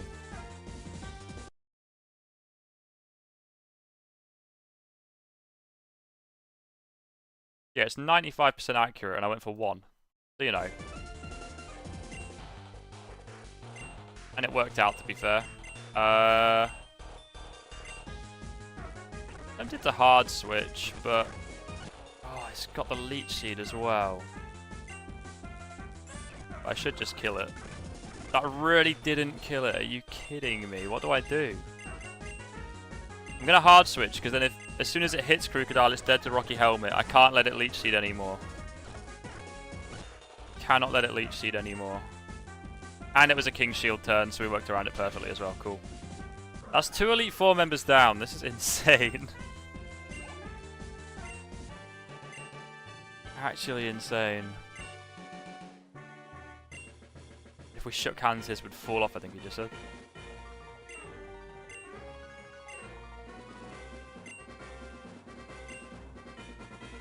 Right. A celebratory goose in the chat. We move on. We move on. Which one should I go for next? We've got the most bullshit one to come, which is the dragon type one with where they all have Serene Grace. Which means their Mega Sceptile with Rock Slide has a 60% chance to flinch every time it hits. But Lucario can't flinch, so it's a pretty good counter to it, to be fair. But we've got that. We've got the Dragon type one with Serene Grace. And we have got the Fairy type one, where they all get download, and it's a Misty Terrain, and they go for Reflect turn 1. That's the situation. And they've got an Azumarill with Aqua Jet, because they also have egg moves. I'm going to go for the Fairy one next, because I think I'm most comfortable in the Dragon type one to finish up with. So we're going to go Fairy next. They lead with Rabombi and set up a Reflect turn 1. So I think Manectric might be another good lead. Or a good lead again. It's kind of crazy. Manectric's putting in a lot of work. I'm very glad that I decided to go for Mega Manectric. But also kind of glad that the game makes Mega Lucario so hard to get, because that's the only reason I went for Manectric.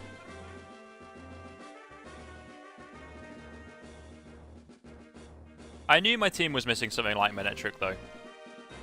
Like a fast and strong Pokemon. Like really fast and really strong. So... Misty Terrain means I can't do any status effects in this battle. So Stun Spore is off the card, so is Toxic. So Whimsicott is just a Tailwind machine, really. Which is fine. That's a fine role for it to have. It could also Energy Ball the Azumarill if they end up out of position. But either way, it felt really good to use Whimsicott before some of my slower Pokemon. And to lead with my fastest, being the Mega Manectric.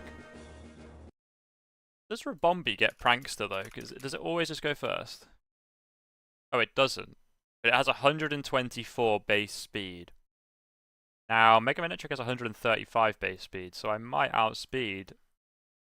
And I can't imagine Rabombi's going to love a Flamethrower from something with 135 special attack. So we're going to lead Manectric again, and go straight for a Flamethrower. That's the plan.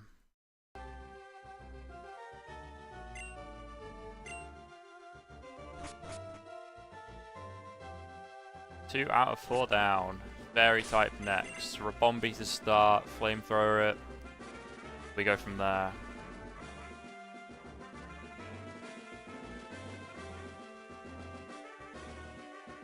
We're running T-Wave on Togekiss. I mean, I suppose it's better for the sort of hacks element of it. I'm not sure what I'd get rid of. Life Dew was quite important in that battle. And there's a doubles battle coming up, where it could be more important. Also, I don't think I have Thunder Wave available, unless Togekiss learnt it on level up. Just the TM. I don't think I have the TM for Thunder Wave. It's not a bad idea for a set change though, Life Dew. Or Thunder Wave over Life Dew. Definitely not a bad idea.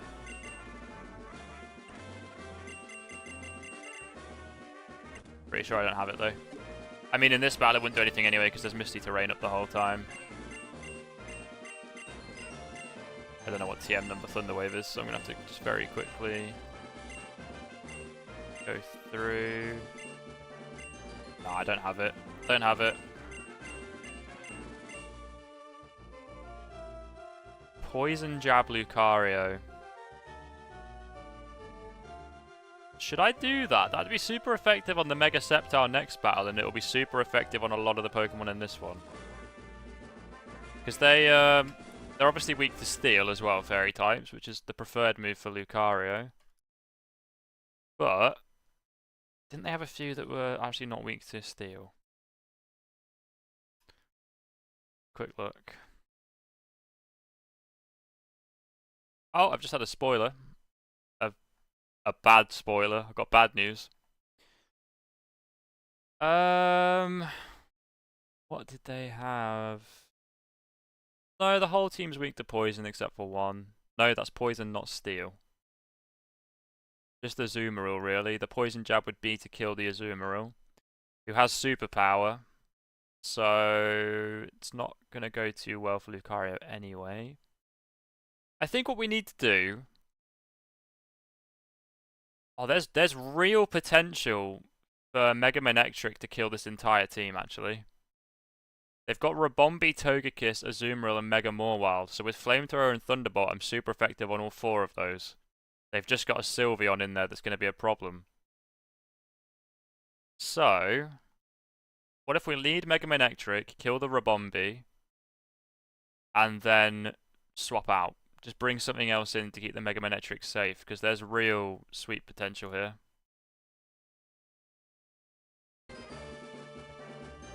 Well, the bad news, I think there is a champion battle, even though the champion seat is currently empty. I went on the page to look at their teams and it said Elite Four and Champion. I looked no more into it.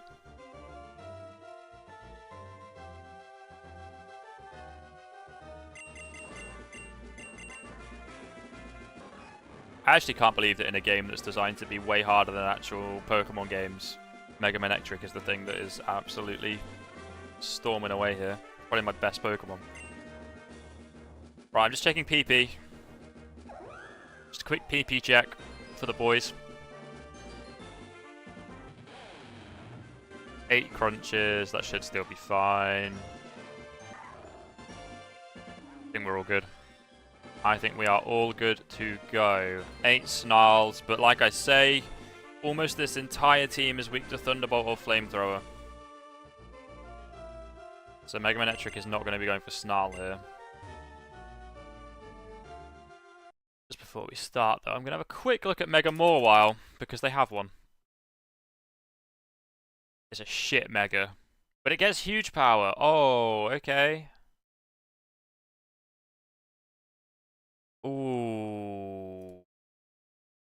And it has Swords Dance and Sucker Punch. So it's still quite scary, even though it's shit. Also has Intimidate before it Mega Evolves, so it gets Intimidate and huge power. Interesting. Interesting stuff. Right, let's get started. Battle number 3.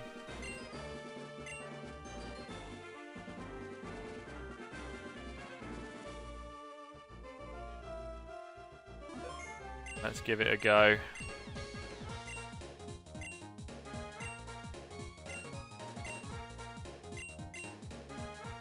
No status effects. And they all have download. Which is quite insane, really. So they get a defense or special defense boost depending on the opponent's defense stats. Oh, no, wait, they don't have download. They get a defense boost, not an attack boost. What are they getting? What's the opposite of download? I actually don't know what the ability is that they're activating. Either way, here's Rabombi that's going to get a random defense boost. Upload. It would make sense. I don't think that's a thing, though. There's the Misty Terrain. And the Pixies that come with the Misty Terrain in this game, or in this fight. Raises defense, that's good. We didn't want the special defense raise, so we Mega Evolve and we Flamethrower. And we hope it one-shots. Rabombi is awful, it's only here because of its speed stat and its defensive moves it can set up. I would like to hope Mega Manectric can kill it in one. You got bloody Prankster. No, you shouldn't have outsped. Why did it outspeed? This isn't terrible. It's quite terrible. Okay, yeah, it's quite bad. Why did that outspeed? They've got the light screen and the reflect up. Okay. We're going to have to try and stall this now.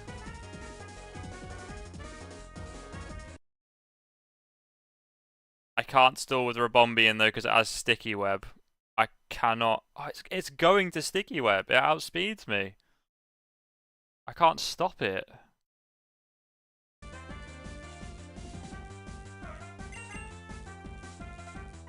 That's really thrown me, because last time we did this fight, I led with, I think, Pelipper. And I went for the Hurricane, and the Rabombi went for Reflect, not Light Screen, and it died in one turn. The Light Screen on turn 1 has really thrown things a little bit. And it is now going to set up a Sticky Web, which reduces all of my Pokemon speed when they switch in. And I don't have anything to clear it. Well, it has Moonblast as well. Let's just hope it goes for Moonblast, I guess.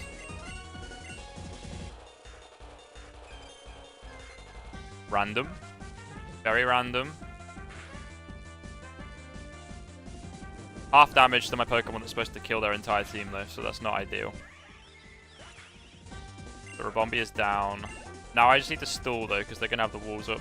So, Togekiss is going to come out here.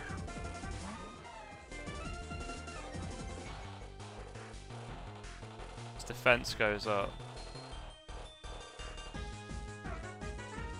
Do I stall out the Light Screen, or do I just Thunderbolt? I've got Mega Manectric opposite and Azumarill. I suppose I could protect this turn. Stall out one turn.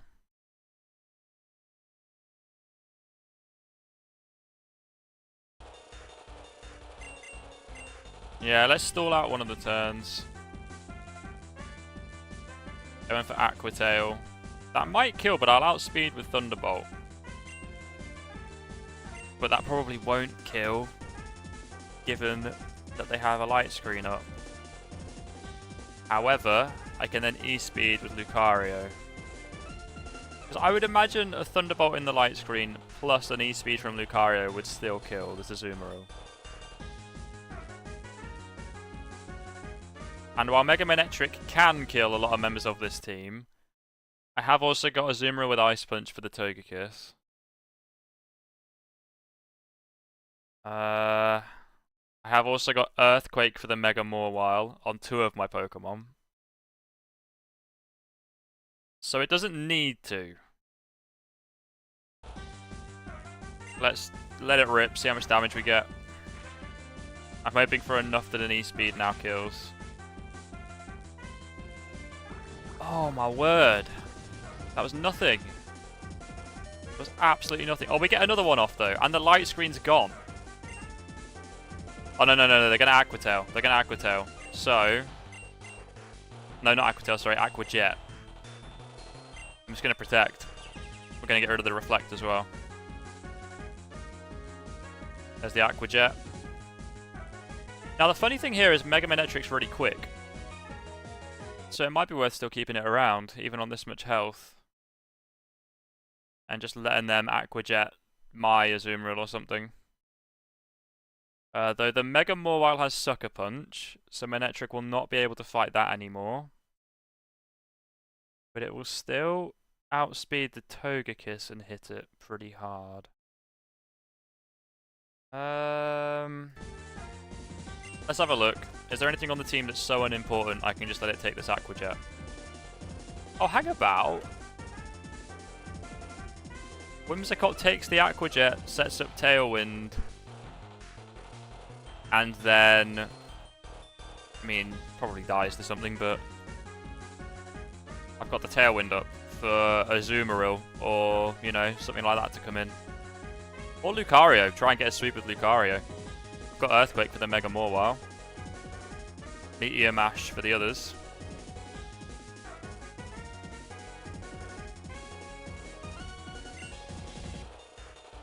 I'm going to do it. Mega Manectric could still do some damage, as long as it's not against the Mawile. And this is surely an Aqua Jet. Oh, and I do get the special defense boost because I'm Fairy type, so that's something, I guess.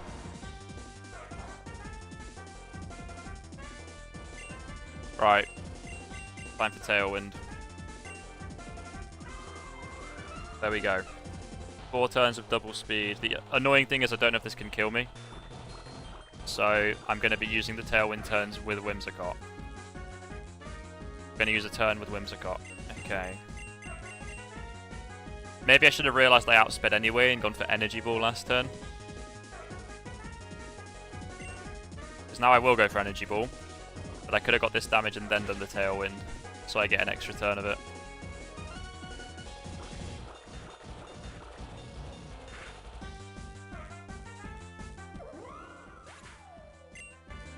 Okay, but we got Tailwind up for 2 more turns, I think? 2 or 3? I don't know if the turn you set it up counts as one of the 4 turns or not, to be honest. But I do now have a Tailwind up and a Lucario here, possibly ready to go on the offensive.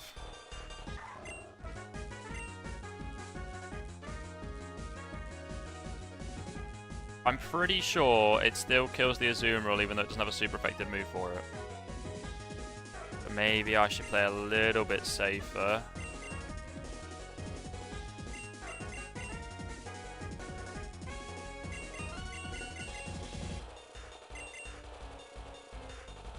This is tricky actually. I think this battle basically comes down to this turn. How much damage is their Azumarill going to do to me?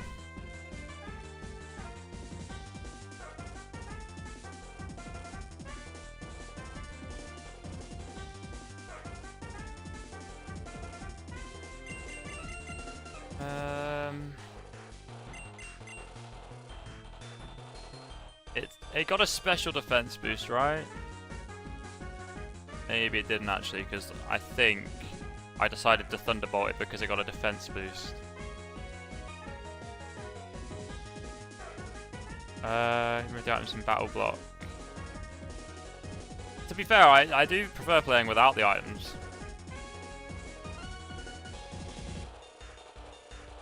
And this is battle number 3, by the way. We've beat 2 in this attempt so far.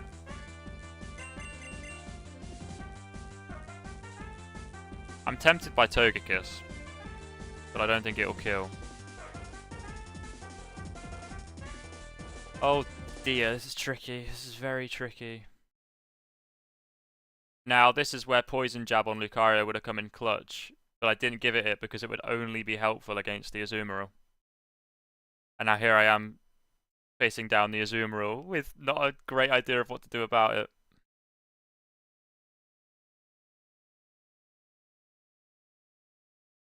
The issue, basically, is if I go into Lucario and I don't kill it in this Tailwind in 1 turn, I'm going to take a superpower and Lucario will be dead.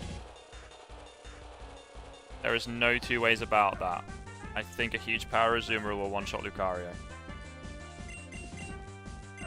Now I could do the same risk but with Crocodile, who is weak to Fairy, who isn't going to be very helpful in this fight, also has Rocky Helmet, also has Intimidate. So, actually, I think we do the exact same play, but we do it with Crocodile. Then I don't risk my Steel type in the Fairy type trainer. Okay, yeah, I think that's a good idea. It'll Aqua Jet. I don't think Aqua Jet will kill. It's -1 attack as well. But it will do a lot of damage. But I have got potential to do a lot of damage too with this Earthquake. That's crazy. That's Togekiss coming in. That's crazy that they did that instead of Aqua Jetting my ground type.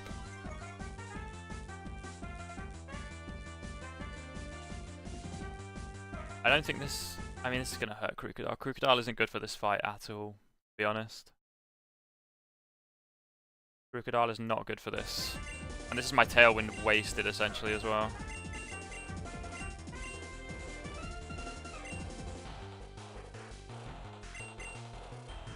Oh, a lot of twinning in the chat. Crazy.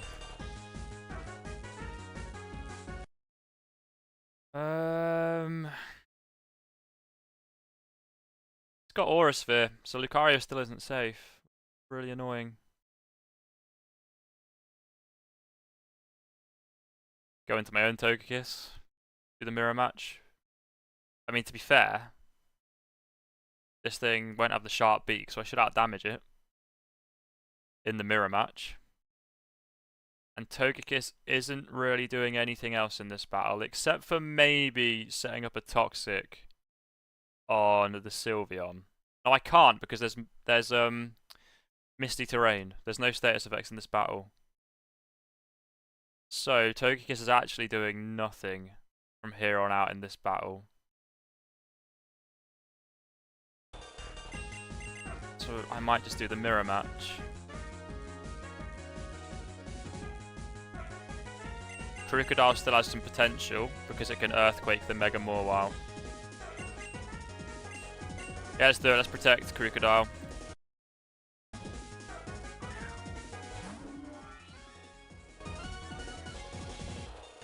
I think I'm good not making that decision, to be fair. I think that's all on you two. Oh, it has Wish. Ooh, is it going to try and pass that Wish on to the Azumarill? Okay, I think it might be switching out into the Azumarill to try and heal it. Yeah. You're not surviving this, are you, Azumarill? Oh, it is, especially that's a special defense boost. Oh, it's not a special defense boost. Okay. Oh, okay, yeah, the strategy worked. Wish heals half your health. Oh, apparently not quite half your health, but on the next turn. So you can do stuff like that, where you switch it out. I don't think I'm in that much danger here, though, and I've got Air Slash with Serene Grace. We just get this Azumarill out of it. They withdraw. Togekiss again? Oh, Sylveon, okay. I'll take some chip damage on Sylveon. Again, raise its defense, not its special defense. Turn around when I'm not. Let's go. Interesting vibe, interesting idea in the chat there. So I'm a little bit distracted by the incredibly hard game I'm playing. But good for you all. I hope you're enjoying your talk about sword fighting. This thing might try and set up a few Calm Minds here. But Sylveon is not that quick, right? 60 speed. So if it sets up, I'll just go into Lucario and Meteor Mash it. So its setting up is not a massive issue. I think I should just Air Slash again.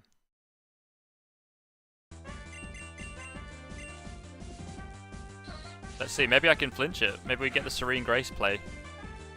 There we go, 2 flinches in a row. Finally, Serene Grace is doing something. We go again.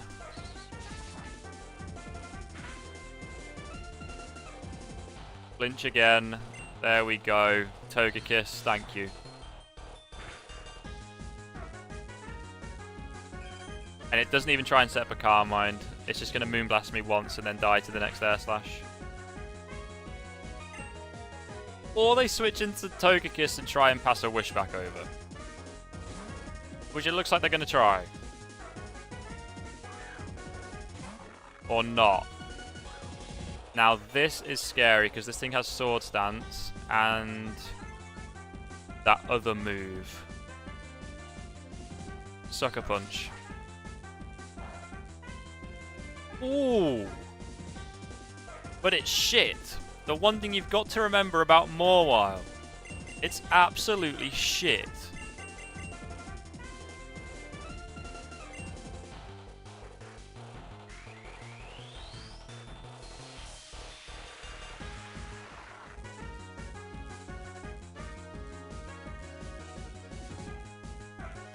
This probably won't kill.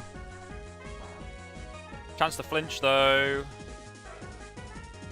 Oh my word, I got another flinch.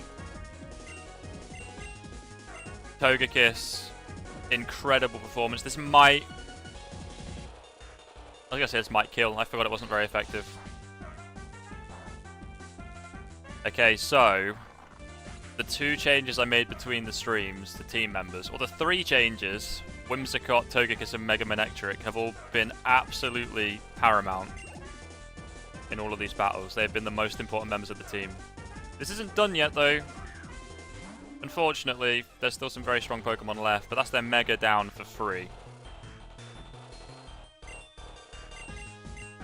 Now this thing will probably try and pass another Wish over to Azumarill.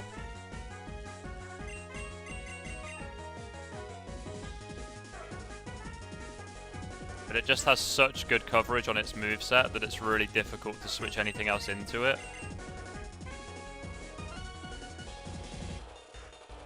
It's super effective on my entire team, apart from my Azumarill. Which could Ice Punch it? Do I just hard switch into Azumarill?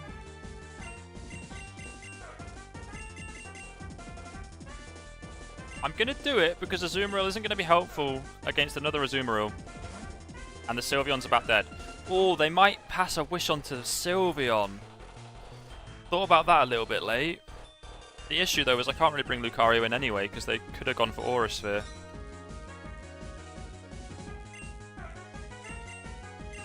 But this might be Sylveon coming in, so let's not Ice Punch, let's Aqua Tail. Okay. Done already if you got Politoed. No, we'd be even further away from this, trust me. Please trust me. They did go into Azumarill, not Sylveon. And I missed the Aqua Tail. That's so annoying. That's really annoying. At the end of the day though, I'm in a mirror match where I'm on full health and they're not. I don't feel too bad about this. And we're just going to play rough. Oh, but they get a crit. Of course they do. Oh my god, I can't catch a break. This was finally looking alright. And they got the attack drop that Play Rough has a 10% chance to do. Wow. This is really difficult now all of a sudden. They withdraw. They're going to try and set up another wish. Okay.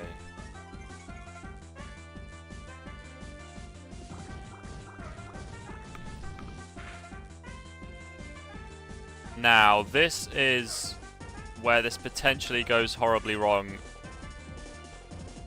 Do I do it? What I'm thinking, chat, every single time this Togekiss has come in so far, it has gone for Wish. If it wishes this turn, Mega Manectric comes in and probably kills it. And if they switch into Azumarill, it kills that. And if they switch into Sylveon, it probably kills that.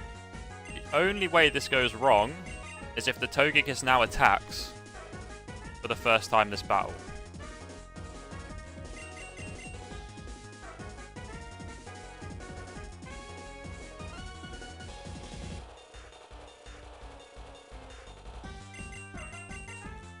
Mega Manectric sweeps if it doesn't get killed on switch-in. No, that really is annoying. Yeah, this is so tricky, isn't it? It's insane. All I can base this on is what she has done so far. This Togekiss has not attacked. Unfortunately, it's not playing against the person, so I can't like try and predict anything. All I can do is go off of data, I suppose. Doesn't attack. I get to Thunderbolt next turn. It will really hurt the Togekiss, or it will kill anything that it switches into. The only problem is that this Wish might just heal up the Togekiss. And they stay in. But this will still hurt. Please do over half so the Wish doesn't just heal all of it. Perfect. Perfect. Now, they didn't hard switch into Azumarill though, so Aqua Jet will come out and kill Tricycle. Sort of up to me if I want to avoid that, because I can. And you know what, I will. I'll keep Mega Manectric around. At the end of the day, I've got a Rocky Helmet right here. And they won't one-shot me, so the Rocky Helmet will kill them. There's no avoiding that for them. I just feel safer with Mega Manectric in the back, even though they're only going to have one Pokemon left after this.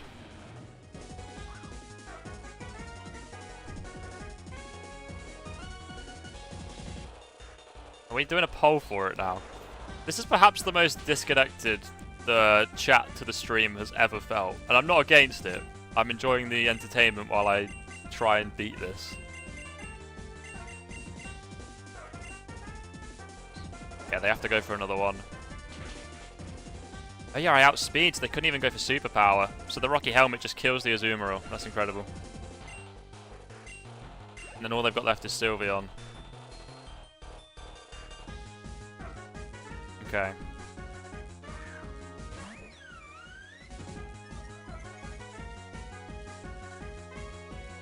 Amazing stuff. This was Serene Grace, and it was Mega Manectric again. And it was a little bit of Tailwind as well. The 3 changes to the team have been so big. What was I doing with Heliolisk, Helither, and Dusclops? What was all that about?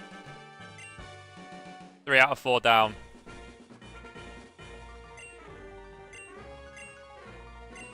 I just want to get through this text immediately. Actually, I guess I don't need to get through the text to save the game. Let me just... that.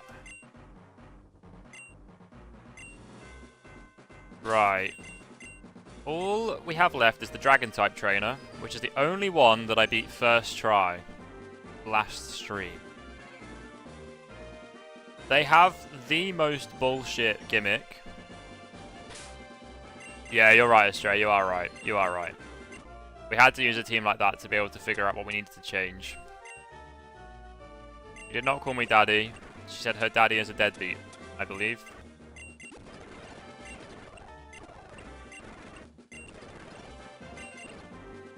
So, this Dragon-type trainer that we've got coming up. They have Serene Grace added for the entire battle from their side. So they have 2 times the chance of any additional effects from moves happening. The issue is that they also all have Rock Slide, or at least the Mega Sceptile had Rock Slide, which means it's a 60% chance to make my Pokemon flinch.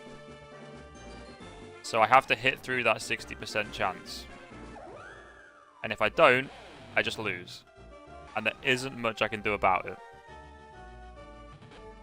I do have Tailwind now, which might make some of my Pokemon quicker than the Mega Sceptile.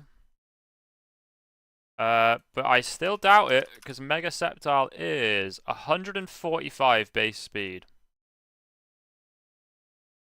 So there's a good chance that I still don't outspeed, even with Tailwind, and it will just continue to Rock Slide. I have to get into a position where Azumarill can Ice Punch the Mega Sceptile. That's what I have to do. Azumarill is too slow to outspeed, even in Tailwind, so the Tailwind does nothing for that. Azumarill just has to hit through the flinch, unfortunately. There isn't really another great option for me to kill it. Air Slash is there, it's weak to that. But it's Ice Punch, really. It's going to have to do the job. So that is the difficulty. The rest don't have Rock Slide. Okay, so that's really the main issue. But this team is insane. It's Goodra, Tyrantrum, Komodo, Hydreigon, and Mega Sceptile. 2 of them are 4 times weak to Fairy, and last time I fought them they were the last 2 to come out, so I need to keep a Fairy type around. They lead, I think, with the Tyrantrum and the Goodra. Which makes Lucario quite a good lead for me. The only issue is the Tyrantrum has Fire Fang. And that is quite a big issue, actually, isn't it? Bit of a problem, that.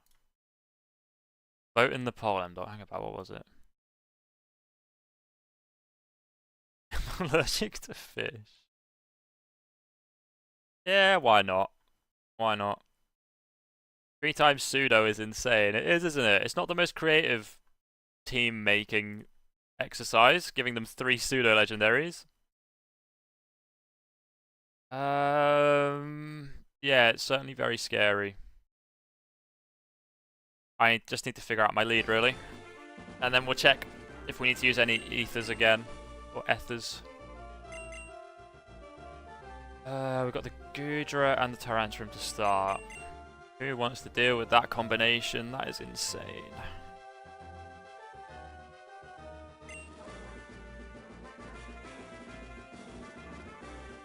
The Goodra has Thunderbolt. The coverage on them is insane as well.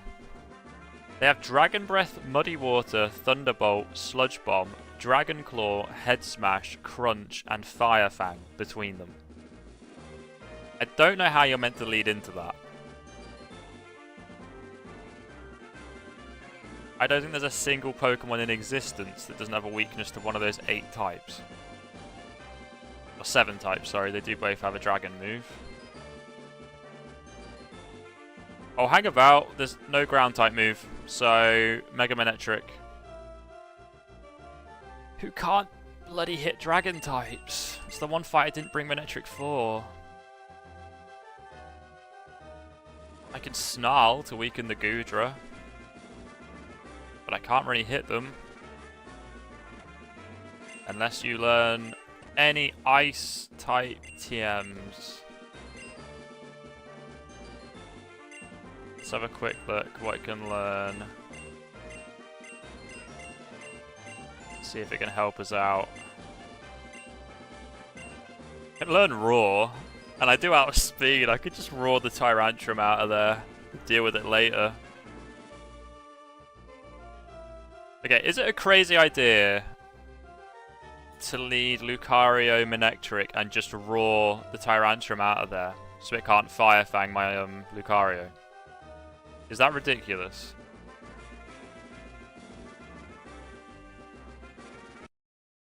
Yo, what up, Moondrop Showdown? Welcome in.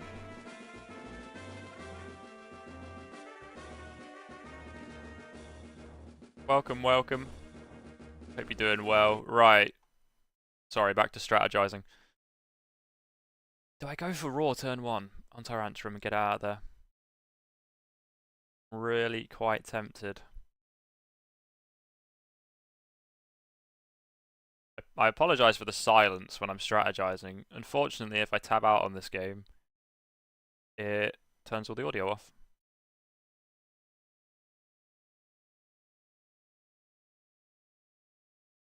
I mean, what would I learn Raw over? Might be worth it. It might be worth it. I'm thinking.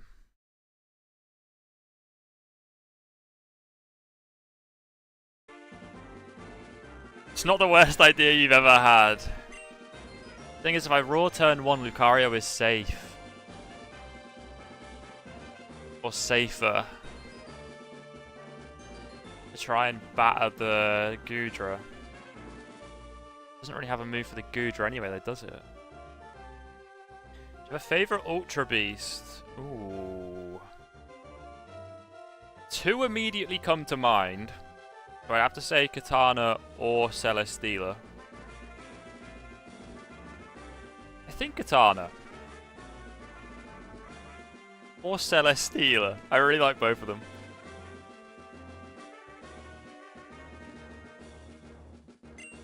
Nihilego. It's a decent pick as well. I'm just glad you didn't say... Oh, what are they even called? Guzzlord and Buzzwole. I'm just glad you stayed away from those two.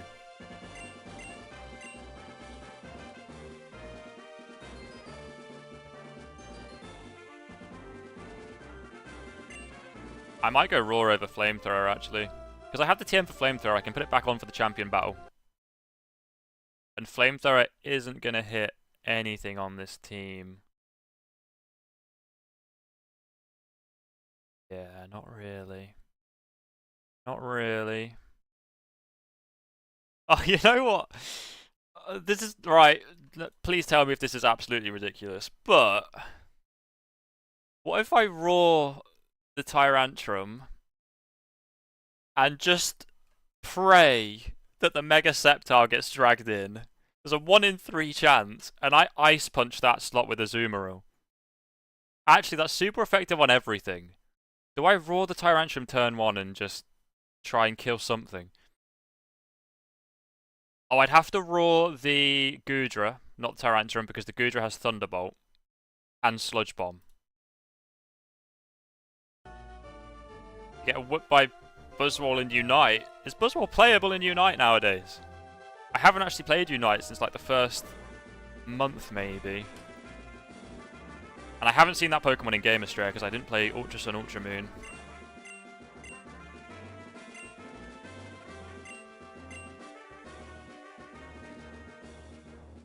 Flamethrower's gone for Raw. I'm going to go for it. It's not massively risky, to be fair. All it does is means Manectric isn't hitting something on turn 1. That's what it means for the team. However, if I do this lead, I get an Intimidate off when I Mega Evolve to weaken the Tyrantrum. I Roar the Goodra so it can't Thunderbolt or Sludge Wave my Azumarill. And then I Ice Punch the slot the Goodra is in, and I Ice Punch a Komodo, a Hydreigon, or a Sceptile.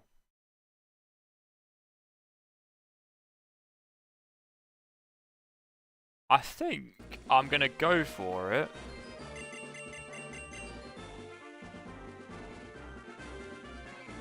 Miraidon, Urshifu, Alchemy, Cinderace. I'm trying to remember if I've seen any of them in it. Oh, I saw Greninja. He was in at the start. Cinderace rings a bell. Was that in from the start as well? I was a Machamp main, but I also liked playing Cramorant when I played Unite.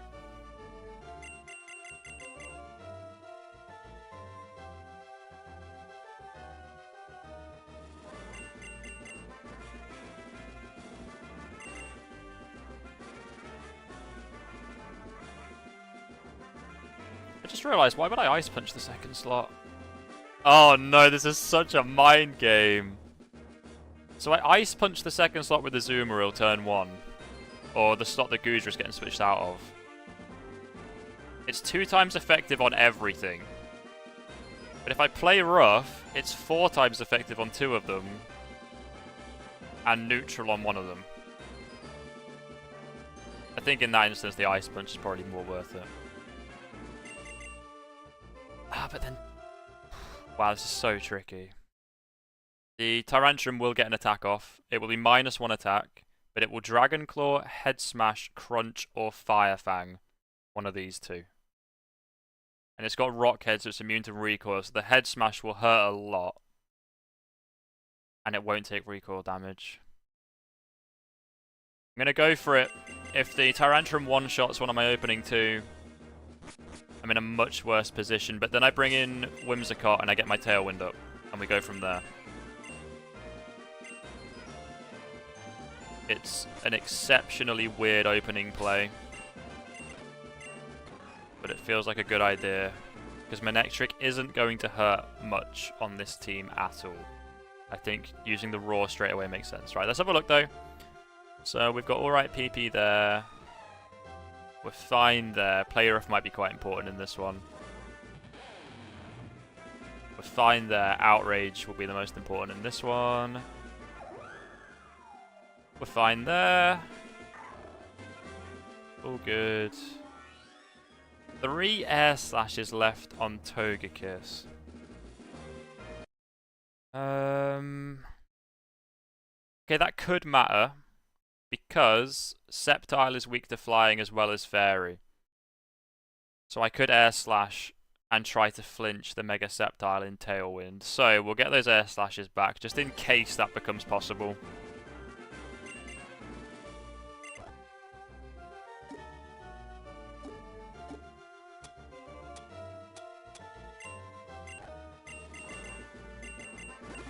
Some Air Slashes back.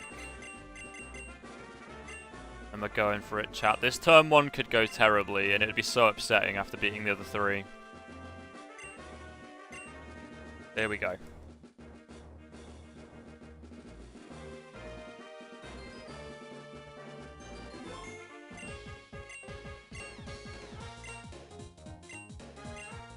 The Hydreigon also has the berry that weakens a fairy type attack, so Ice would be better on that as well. So I will go for the Ice Punch.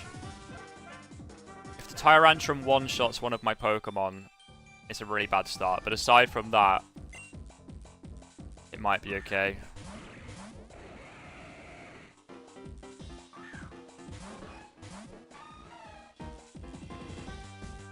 A rainbow appeared. What is that? Oh, that's the Serene Grace thing. Chance of secondary effects used by dragon types is doubled, yep. So, Mega Evolve to get the Intimidate on the Tyrantrum. Roar the Goodra so that it can't Thunderbolt my Azumarill. And then we Ice Punch. Does Roar have negative priority? That would be such a shame if I thought about all of that.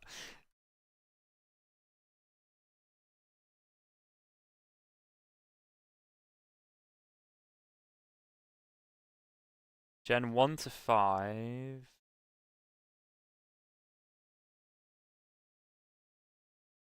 Just has changes. Oh, is it negative priority? God, I don't use Raw. It is. Okay, yeah, I just thought I think that's a thing. Shit.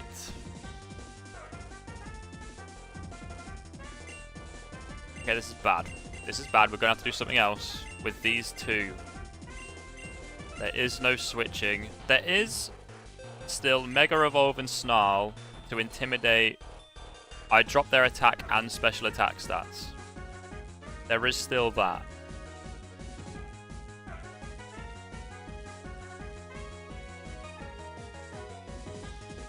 That's still a fine play. I would have preferred to have Whimsicott opposite, though, to set up the Tailwind.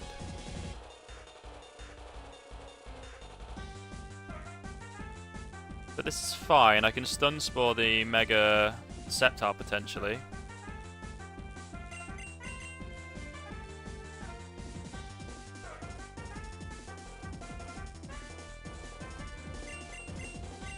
So it's a Thunderbolt or a Sludge Wave, I would assume, from the Goodra coming my way. That's my assumption here. So I'm thinking a Crocodile switch might be a pretty good play, because that resists both of those moves. Oh, and just a second Intimidate for the... what's it called? Tyrantrum. The Tyrantrum would be -2. Crocodile is not going to be massive in this fight. It doesn't have the potential Azumarill has. So I'm essentially risking it instead of risking Azumarill. There's no setup moves on the field. There's no issue with me taking it a bit slower. That's our play. That's our play.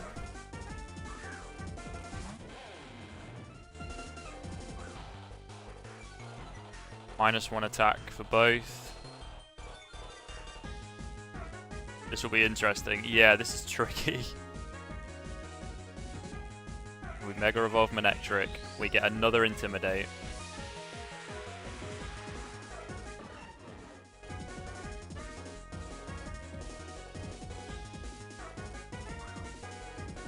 -2 on the Tyrantrum, really. The Goodra is a special attacker anyway. But then I should outspeed. Yep, and we Snarl. So now the Goodra is -1 special attack.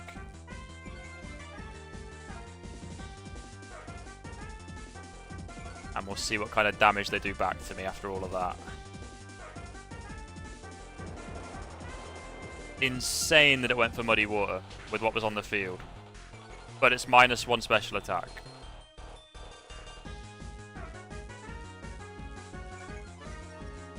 Got the accuracy drop on both.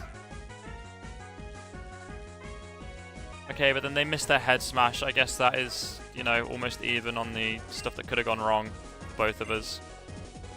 But you can see my accuracy now is 75%.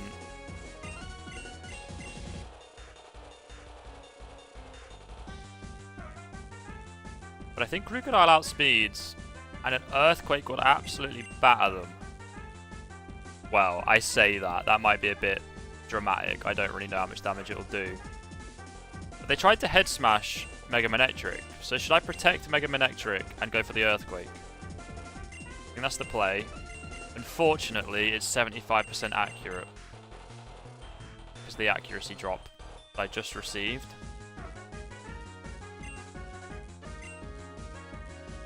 Stab Earthquake is stronger than Outrage. Super effective Outrage would obviously be a little bit better. But damaging both of these is quite important, really. That's what we'll do. Laurie, do you want to stream this game then? I'll watch you play it. Don't miss both. Okay, we land it on the Tyrantrum. That is the one that is super effectively hit by it, so that's good. They Muddy Water again. Okay, fair enough. We're playing with the accuracy drops then, aren't we? Because of that Serene Grace that you've got. And they do get it again, so that's -2 accuracy on Crocodile. And they double in on Crocodile, okay. For the Rocky Helmet damage. This is awkward. I don't know what to do here.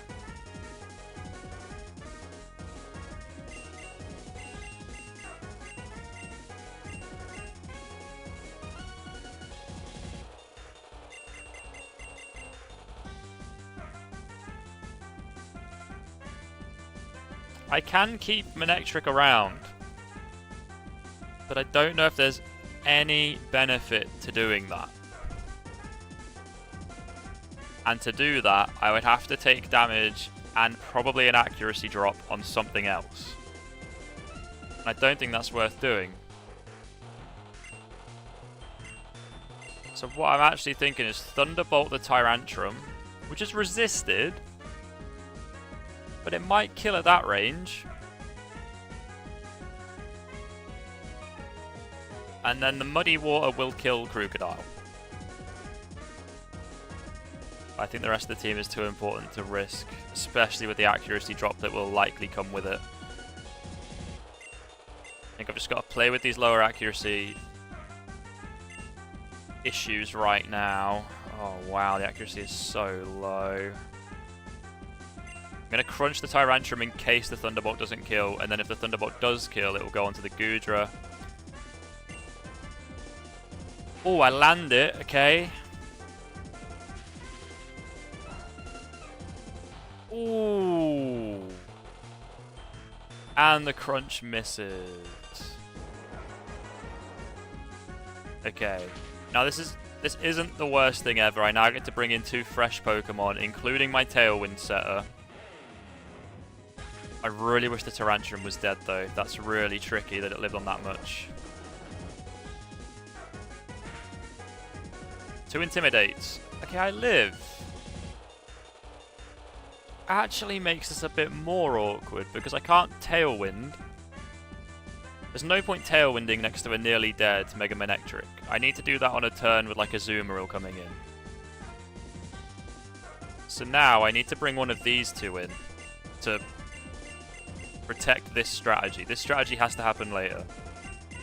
I have to bring one of these 2 in. Finish this off. Lucario has extreme speed actually, so maybe that's a fairly easy decision. Maybe I E-speed the Tyrantrum and get it gone. And then ultimately there'll be another Muddy Water and I'll get another accuracy drop. But what can I do? What else can I do?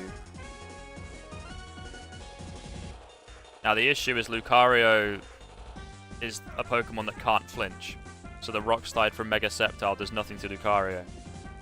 So it's so good for later on in the battle. But I think I need its E-speed right now. Having said that, Whimsicott will outspeed. And could Energy Ball the Tyrantrum.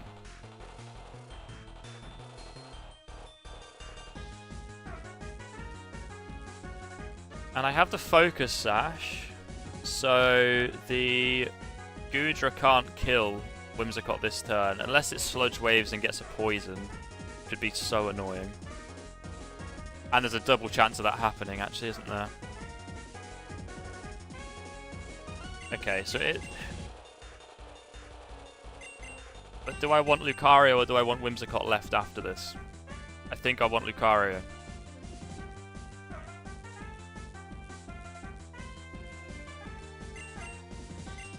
Yeah, I'm using Whimsicott. It might die. If it gets poisoned, it's worst case, because then the Focus Sash won't matter. But I get a turn here at least. I can Snarl, it will kill the Tyrantrum and weaken the Goodra, but it's 57% accurate now. With the Muddy Water.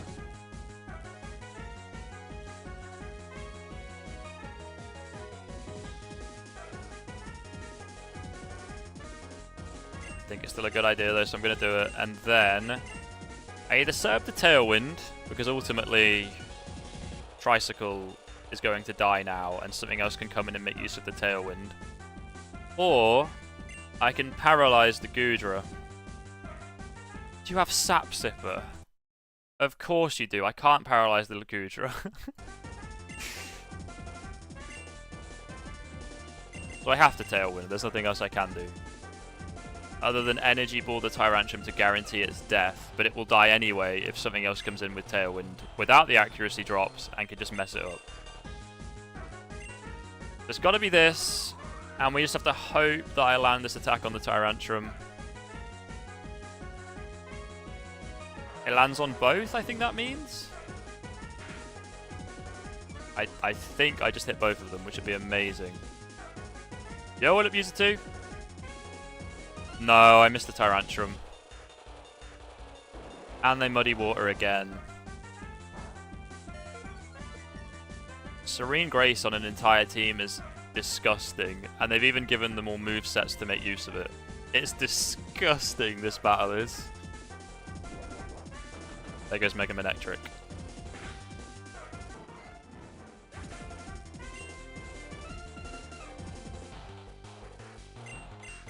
Right, I now have Tailwind up. I can go into a Azumarill and start throwing off some Ice Punches.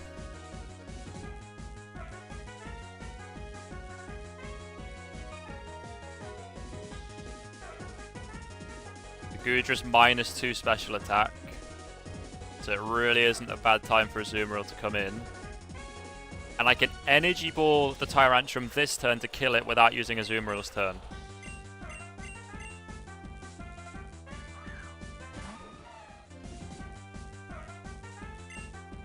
So we Ice Punch the Goodra.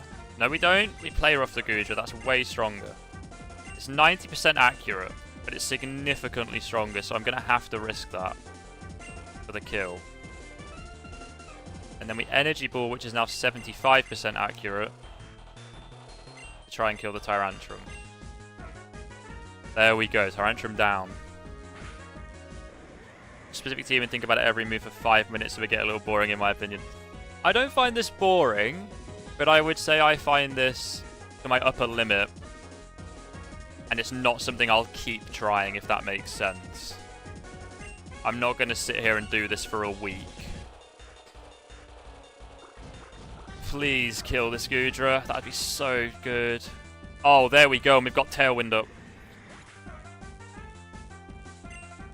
Ultimately, I won't outspeed the Sceptile anyway, because I'm not even quick enough in Tailwind.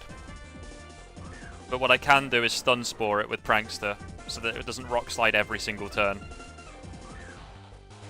And that will outspeed it, because it's Prankster.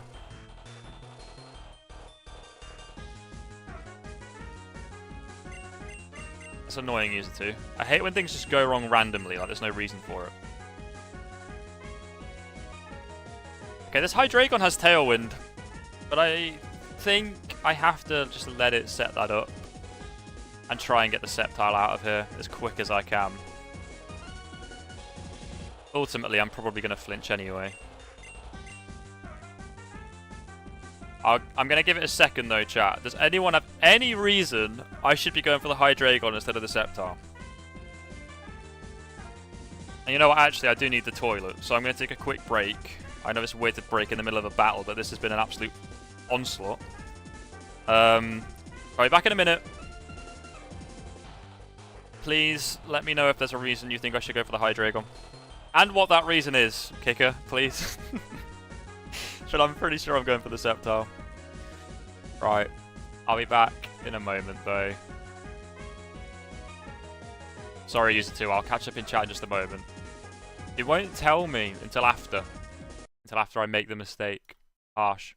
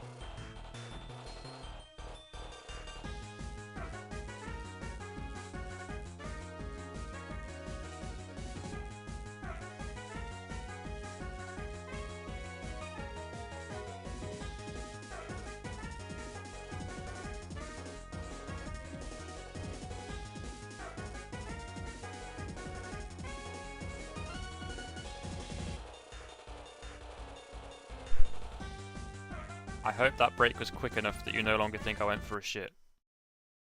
Yeah, Laurie, it's 4 times effective, but the Hydreigon's holding the berry that weakens the first super effective fairy type move it takes. Otherwise, I'd be way more tempted to play off the Hydreigon. But Ice Punch is also going to be quite strong on that as well. Cheers, Estrella. Let's try and close this out, shall we?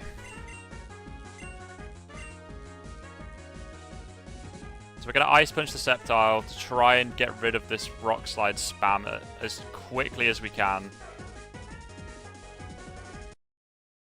And we're also going to Stun Spore it. Can you Stun Spore grass types? I don't bloody remember little details like that. Can you Stun Spore grass types?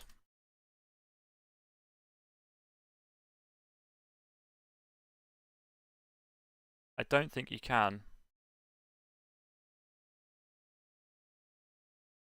I don't think you can, but what gen did that get changed, or has that always been a thing?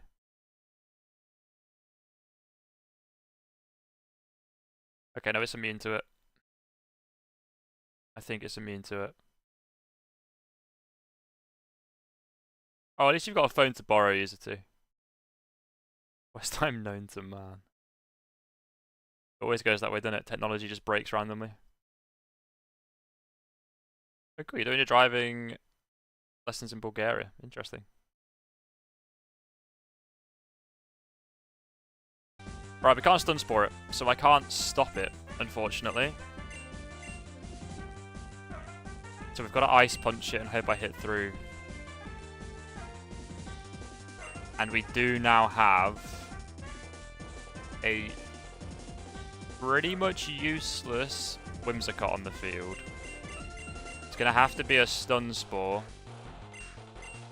on the Hydreigon, which isn't bad at all. Paralyzing Hydreigon is not a bad thing to do. Here we go, Mega Sceptile. 4 times weak to Ice Punch if I land it.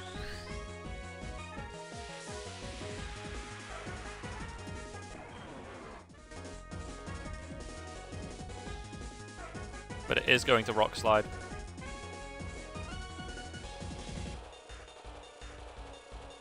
It had no effect on Hydreigon. It goes for Giga Drain. It didn't do that a single time last time. Please don't kill. Please don't kill. Okay. Does the Hydreigon outspeed as well? No, it doesn't. We get an Ice Punch off. I don't know why that didn't affect the Hydreigon. I'm a bit confused. But the Mega Sceptile's gone. Why did that not affect Hydreigon? Is it Levitate? Can you not Stun Spore things with Levitate? I have no idea. Is there more cheating going on in this Elite Four? Can I not put status effects on the dragon types as well? Hang about. I'm going to Google it now. Unbound Elite Four. Dragon Trainer status effects.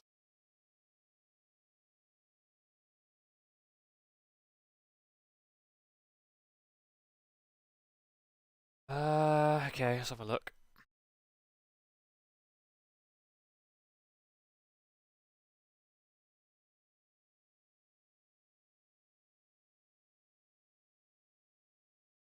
Doesn't say anything about it. It doesn't say anything about it. I don't know.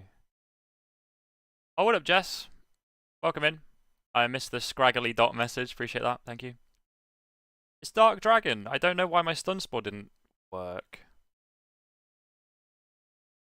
Maybe you're just bad. Yeah, I know, but that still doesn't explain it. There's no logic there. The Mega Sceptile is gone, though. I just hope that this Hydreigon doesn't just destroy me now, because I didn't do anything to it. Sets up Tailwind. Would have been real nice to have it paralyzed so it didn't do that. Tricky. Very, very tricky. My Tailwind is still up as well, so I can't set up a new one. I think Azumarill has to go down here. And we have to save Togekiss until after their Tailwind is gone. So that I can Moonblast both of them.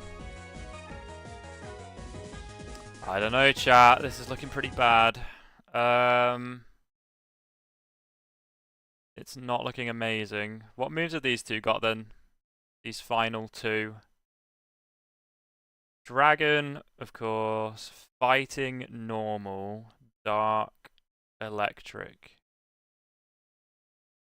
They kill Togekiss anyway. And Azumarill. And Whimsicott. And they Aura Sphere Lucario. And they've got a Tailwind. And they're both naturally pretty quick, so if we both have Tailwind, I'm fucked, right? Hydreigon. 98, yeah, that's too fast for my team. And Komodo. 85, that's probably also too fast for my team.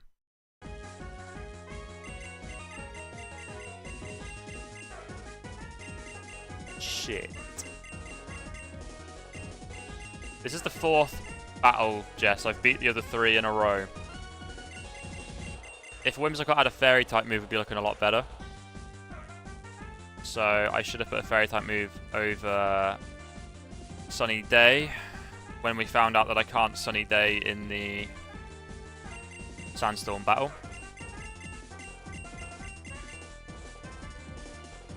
What decision am I even making right now? Oh, it's just my turn, isn't it?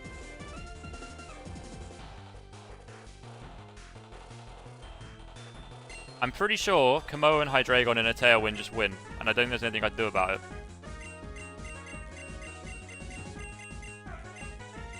Yeah, not too bad, thank you, User 2. Not too bad. A bit of a shitty situation going on the last few days, but doing alright. Started a new job at least and stuff, so that's really nice. How about yourself?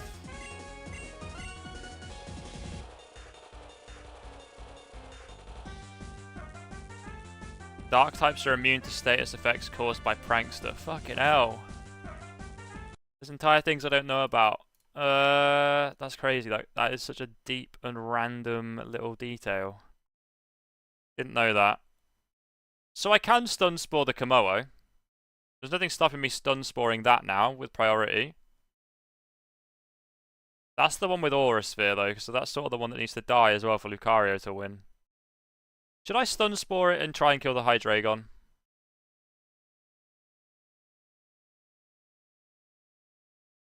I mean, ultimately this turn, Azumarill dies before it attacks. I'm not expecting to get this attack off.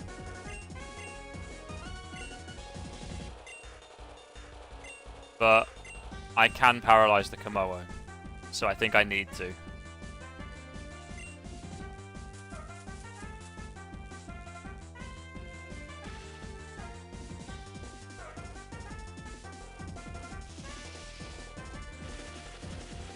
Just for charge beam, okay. Is that special attack? Oh, I'm so fucked. Tailwind plus special attack Hydreigon.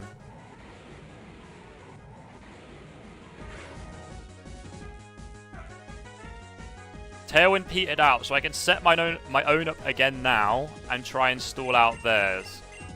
But I don't have Protect on either of these Pokemon that are left, do I? So I don't know how I stall theirs out.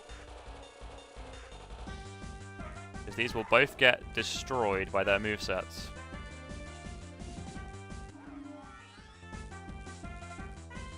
Okay, I think what I have to do... Lucario has a chance of outspeeding. But that's on the Komodo, not the Hydreigon, unfortunately. The Hydreigon has... Dragon Breath, Dark Pulse, Charge Beam. It can't hit Lucario. Okay. I bring in Lucario and I Drain Punch the Hydreigon and set up Tailwind. And I hope that the Komodo gets fully paralyzed. That's the play. And now that it is paralyzed, Togekiss might outspeed in Tailwind and be able to Moonblast the Komodo.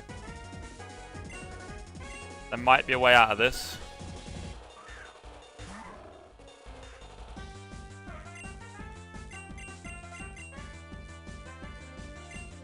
Drain Punch the Hydreigon. This probably won't one-shot though, which is a bit of an issue.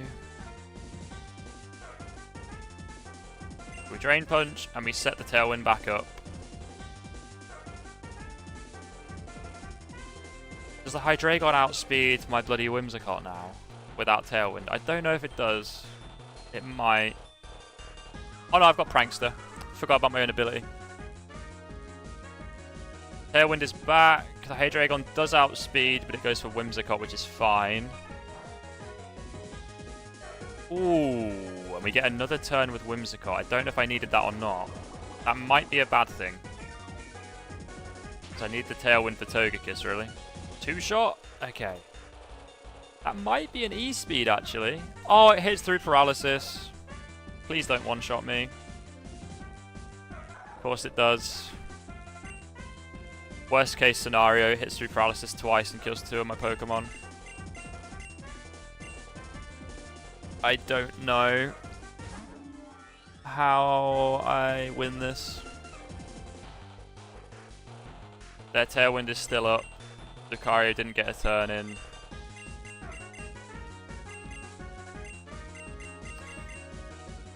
So they outspeed me. Hydreigon has Charge Beam. It'll probably kill. I think that is GG with that hitting through Paralysis again.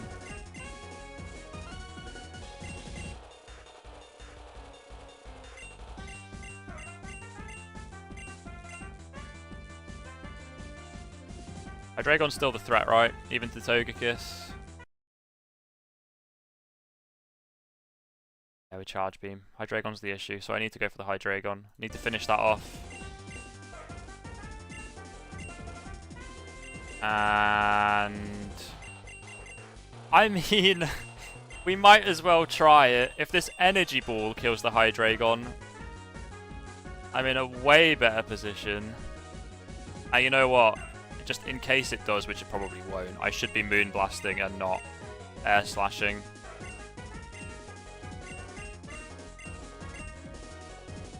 Whimsicott's very weak and this is resisted. Oh, that's painfully close. Oh, they're silly. They're being silly with it. They've gone for Whimsicott. They could have Charge Beamed.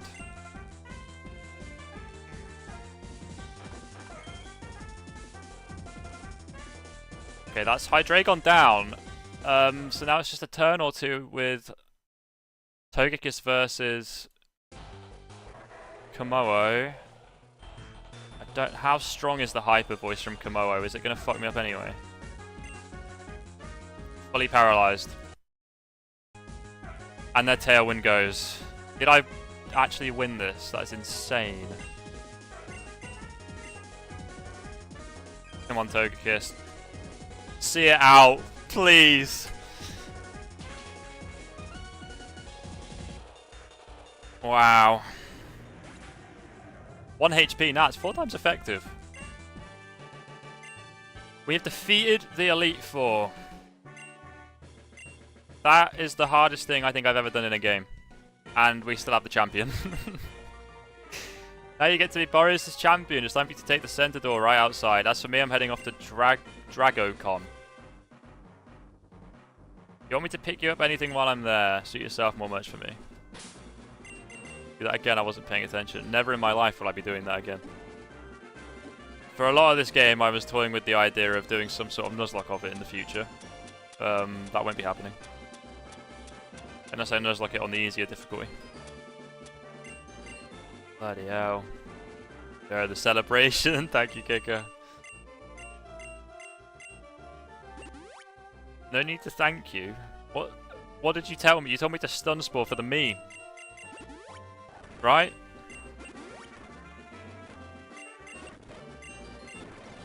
Nap time for User 2. Appreciate you dropping in, User 2. Hope you have a good rest of your day.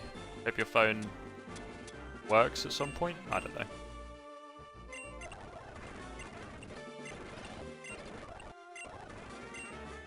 Alright, is there anything desperately needing an Ether before this last battle? 6 Snarls. Does that matter? I don't know what the team is. See, this is the issue. I haven't beat a major battle in this game first try. I'm now going into the champion battle. I don't know the team. Is it cheating if I look the team up? I think it is. So I'm going to leave it. We're taking Sunny Day off Cottony. Well, now I don't know what the next team is, Jess. It might be helpful. What if the champion's got a rain team?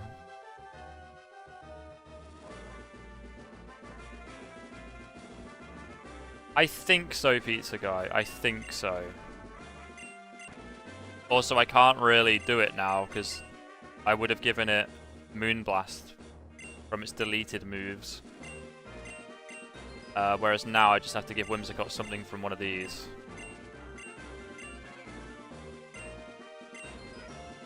Bit more random. That's a beautiful ending, Kick. I really hope that's what the game does. Really hope that's what the game does. Yeah, there's not much at all here that Whimsicott can learn.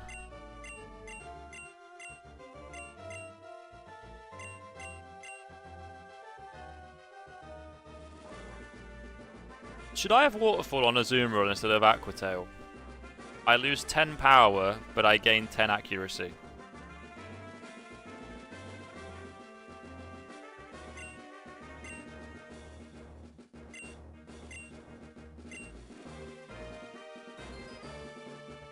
It did say the champion position would be open, but unfortunately, I'm on a web page with the Elite Four information, and the web page is called Elite Four and Champion. Should have rock climb. Alright, stop it. Stop it, Jess. Could be worth it. I think it is worth it. I think it is worth it.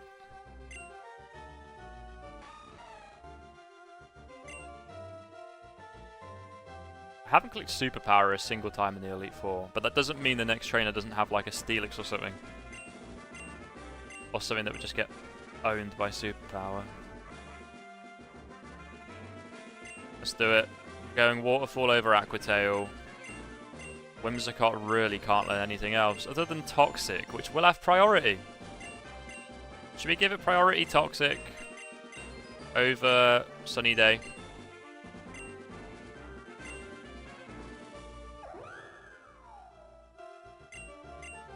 Going to guess the chat. Yeah, but just anything Steel, Rock type, or whatever.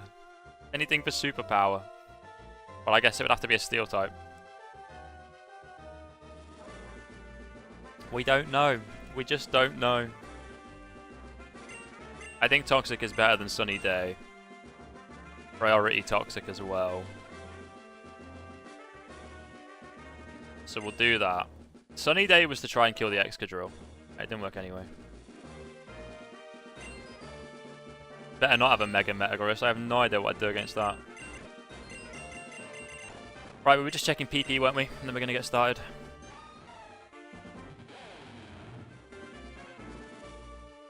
Yeah, probably. Probably Jess. PP check. Get your PP out. Time for a check.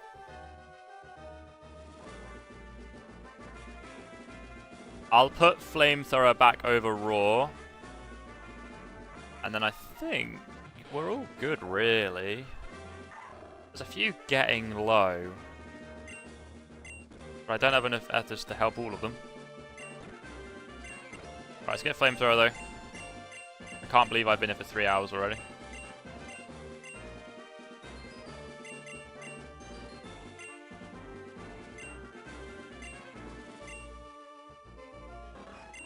I don't know, haven't Twitch been completely silent after someone said they were viewbotting? Like some big streamer said they viewbot, and Twitch haven't said anything about it, so now everyone thinks viewbotting is allowed. So I feel like everything's allowed if you're big enough. But I'm not big enough, unfortunately. So yeah, maybe I still can't be doing that.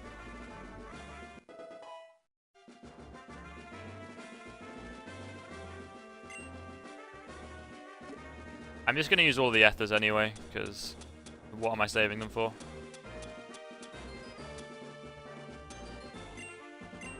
Let's... It was Snarl, wasn't it? There was a bit low on here, so let's do that. And then let's Elixir. It was Crunch I was a bit worried about, and it was... One more, what was I worried about? Running out of... Oh, I think it was also Earthquake. I think it was just Crocodile running out of moves. Yeah, okay, we're good to go. We're good to go.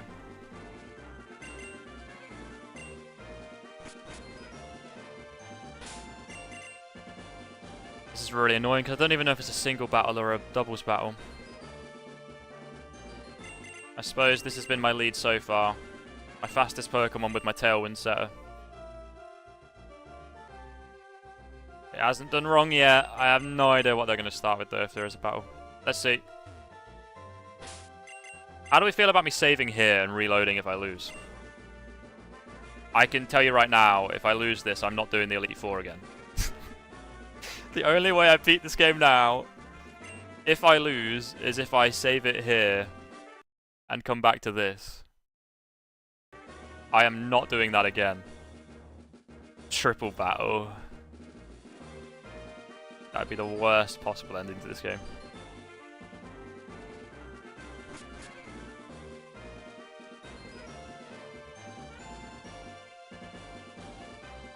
That's Zygarde selling here. That's funny. Jess, I've been doing this Elite Four for 6 hours. I ain't fucking around. If I fail this and I didn't have a save, I would not be doing it again. This is the only way this game gets finished now.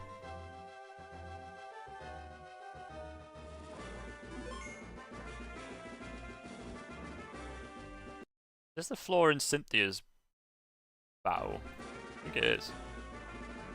Well, I take my seat. Oh, but it wants me to save.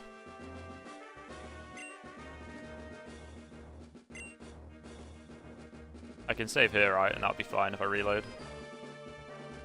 I don't really know. I've never actually scum saved before. I don't know what happens if I just close out the game. I don't know when it will reload. I assume right here. There we go. It's Jax. Getting down after Aklov got away from me, but catching up to you put me right up again. Why am I here? Well, funny story. Actually, it was Grandpa Arthur who used to be the champion of Boreas. Ever since he retired, the champion's title has been open for the taking. This whole time, Grandpa Arthur had been training me as his replacement, by having me fight against threats to the region. Okay. Did you just beat the Elite Four? He and Grandpa always did have a bit of a rivalry, but now that a worthy challenger has appeared, someone I respect, this is going to be a fun battle. Come to think of it, we always battled side by side, right? So I think that the best way to battle for the champion seat is with two Pokemon side by side. I think that's good news for my lead. It depends what he leads with. Okay, it's a double battle. Are you ready? I put my best team together just for this. Please don't have another gimmick in this fight. Ooh. Some banging music.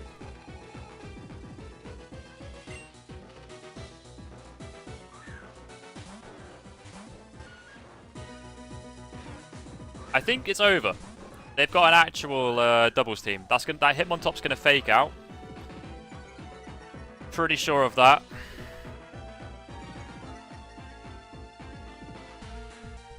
And there's a Salamence next to it. And they both have Intimidate, which is fine, because I've led with a special attacker, so that's fortunate at least.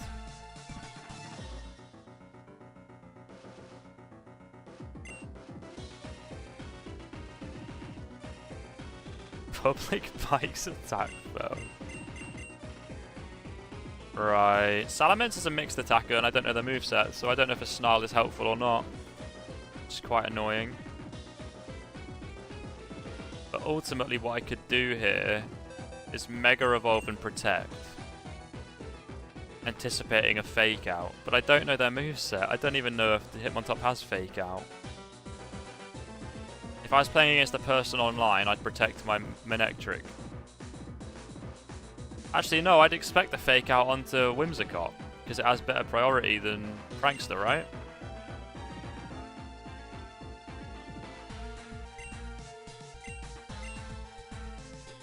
Oh, I don't know. Thunderbolt's neutral on Salamence, though. I feel like I need to get damage on that basically immediately. Maybe even Stun Spore it as well, actually.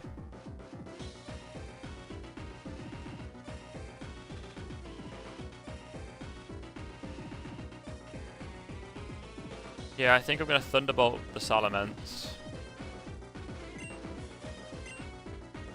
I don't need Tailwind this turn because Manectric is quicker, I think, than Salamence. You're not going to just Tailwind. Well, I don't know. I think I already outspeed. But they've all had Megas. What's Mega Salamence's speed? 120. Manectric's speed is 135. So I'll outspeed anyway. And I also have Focus Sash on Whimsicott, so I should be able to Tailwind next turn. Unless they double in on Whimsicott. Salamence isn't that fast. Yeah, I think I'm going to Stun Spore it. Double up on your Whimsicott and Obliterate it. They might get fully parried. Okay. But that might happen, yeah, you're not wrong. You think I should Tailwind turn 1 instead of Paralyze it? Yeah, right.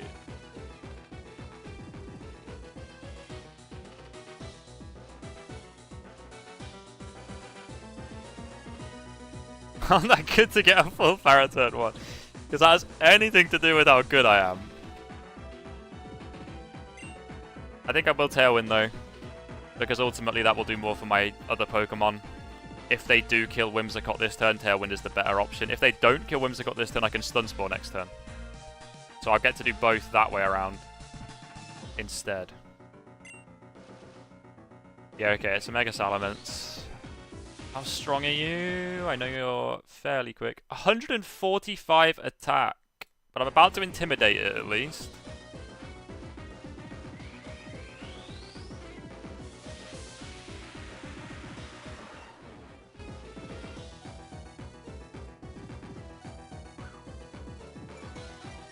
-1 attack on the Salamence. And the Hitmontop. Now the fake out, who is it into? It's into Whimsicott. So I get the Thunderbolt, but I don't get the Tailwind. Hyper Voice. That's a special attack. Why is it super effective? Oh, Mega Salamence has Aerial 8, did you know? Did you know that, chat? So all of its normal type moves are flying type. So, the big decision we just made didn't matter at all because Whimsicott died and didn't do either of those things. Please do a decent chunk. I need to get this out of here. That's not enough. I don't have Tailwind. I think it's a pretty bad start. It is a pretty bad start.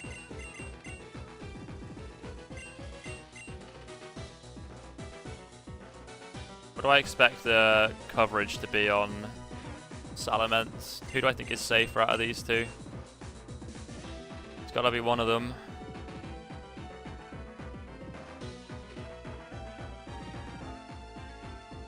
I don't have Protect on Whimsicott.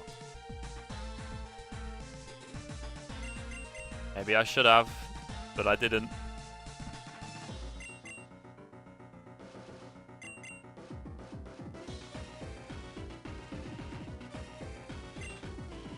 Lucario doesn't have Protect, does it? I could have Protected and Thunderbolted and then Extreme Speeded it next turn. So I can still Extreme Speed and Thunderbolt it actually. But the Hitmontop's going to really hurt Lucario.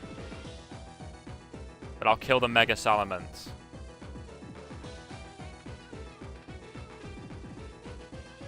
Protect Wide. There's a move called Wide Guard. But that only protects both of your Pokemon if they go for a spread move.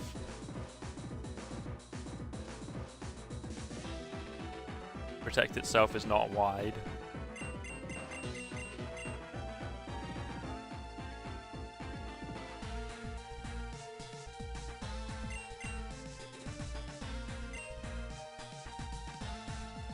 You know, I think Togekiss is better than Azumarill, so if I'm risking either of them, I think it's got to be Azumarill. I don't think I can go into Lucario. I can't risk Lucario this early on when I don't know their team. It's obviously not a typed team either, so Lucario is just better than having a second Fairy type. So we'll do that. I'll get to Thunderbolt the Salamence first as well. There's a chance I paralyze it. Not a very high chance, but it is a chance. So we'll go for the Thunderbolt again. And I'm going to have to double in case the Thunderbolt... Well, no, in case I don't get to play rough. I could just go for the play rough on it and not Thunderbolt it again, but Azumarill might die before it gets to hit it. And I'd be absolutely screwed if that happened. Helping Hand. They've got an actual doubles team.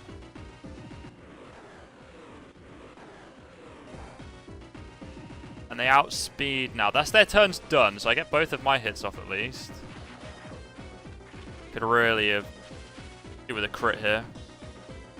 No, okay, so they both have to hit the Salamence. That's Mega Salamence down though. And it only nearly killed half of my team. Surely they've not got something else that's going to outspeed me. Pyroar. Okay, interesting. Interesting.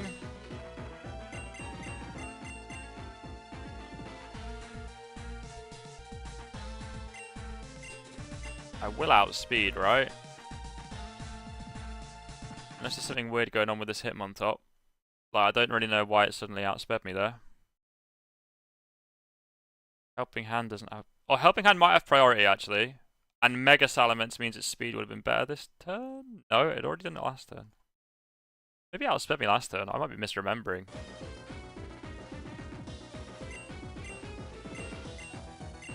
Right, I'm not sure what to do now, though. Do I need the Helping Hand-O-Gon, or do I just keep killing whatever's coming in next to it?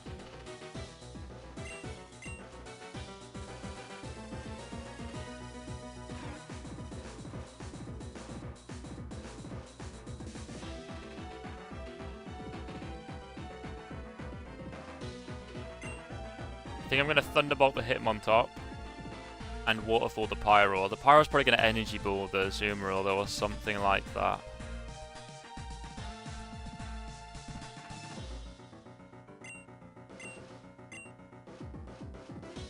Really don't know. I don't know what Pyro gets. Let's just go for damage on it. Let's go for it. See what happens. I don't really know. There's the Helping Hand, but I surely outspeed Pyro. Why are they outspeeding everything? Am I forgetting something? Is there something active right now that gives them speed?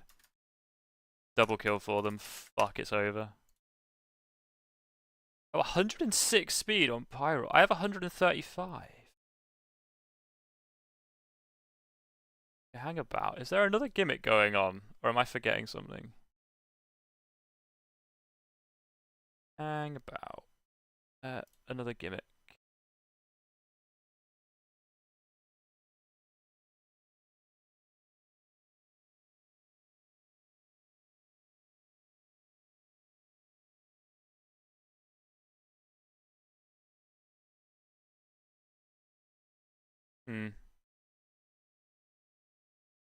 I think there is.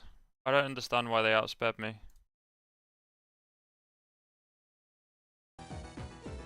Did they set up a trick room? I didn't see that. If they did, when did that happen?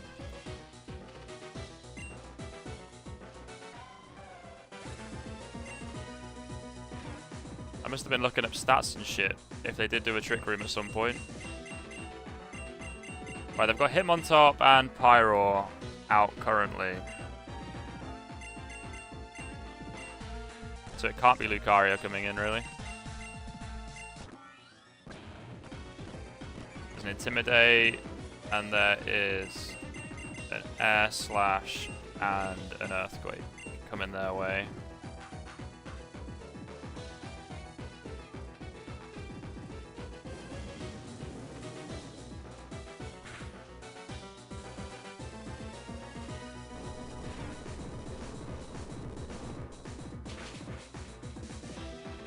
Oh, you're shitting me. How did they just live everything?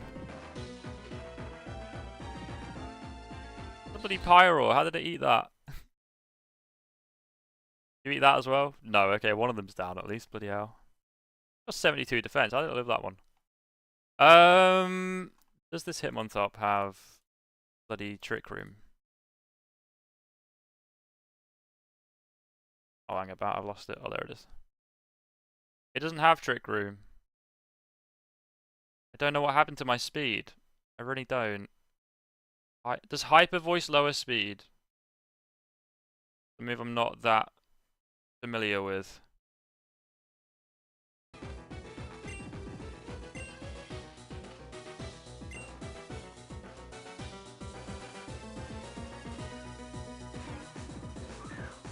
Staraptor. Gonna have close combat.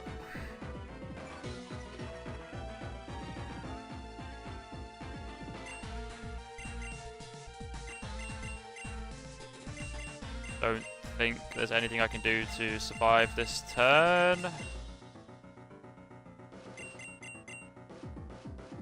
I should probably just reset at this point, to be honest.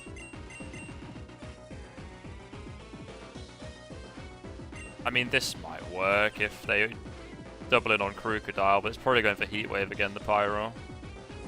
If this doesn't kill Togekiss, I can get a heal off. Well, there we go. Goes for U-turn, so it did go in for that. Right, come on then. Extreme speed the Pyro, get it out of here. Crunch that.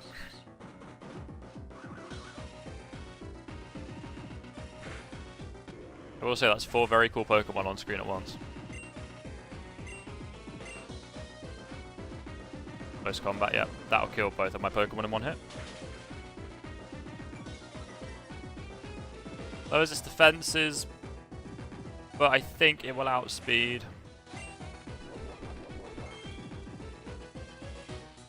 Oh, it's got an eject pack, okay. They've got Gastrodon and... who's the last one? Oh no, they switched the Staraptor back in, that's funny.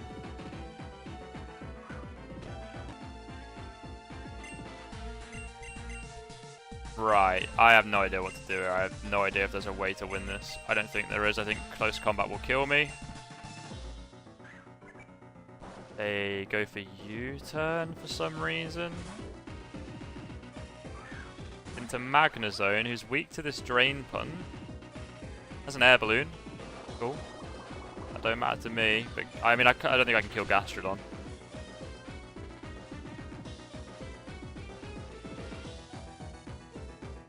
Earth Power.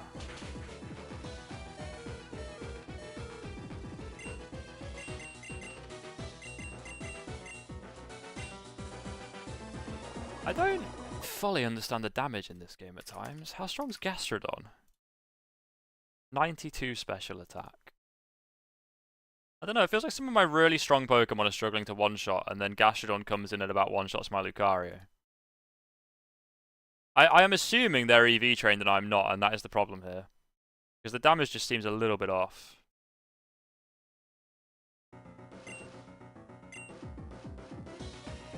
Well, they miss Muddy Water, and then Staraptor comes in for the close combat. Well, we got 2 Pokemon off beating it.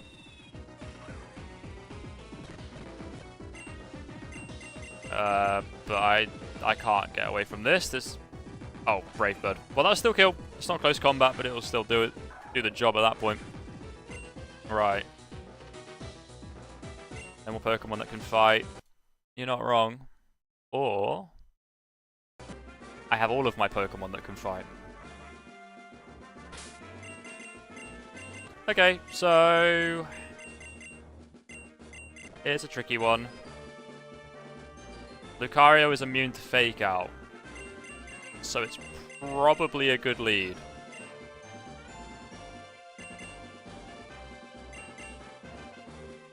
Though it doesn't really threaten Salamence or Hitmontop at the same time.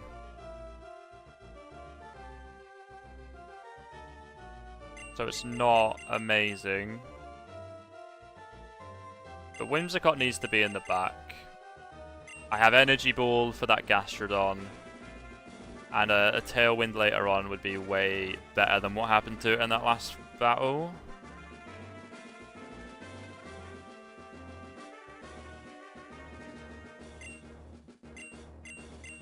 Might be I lead.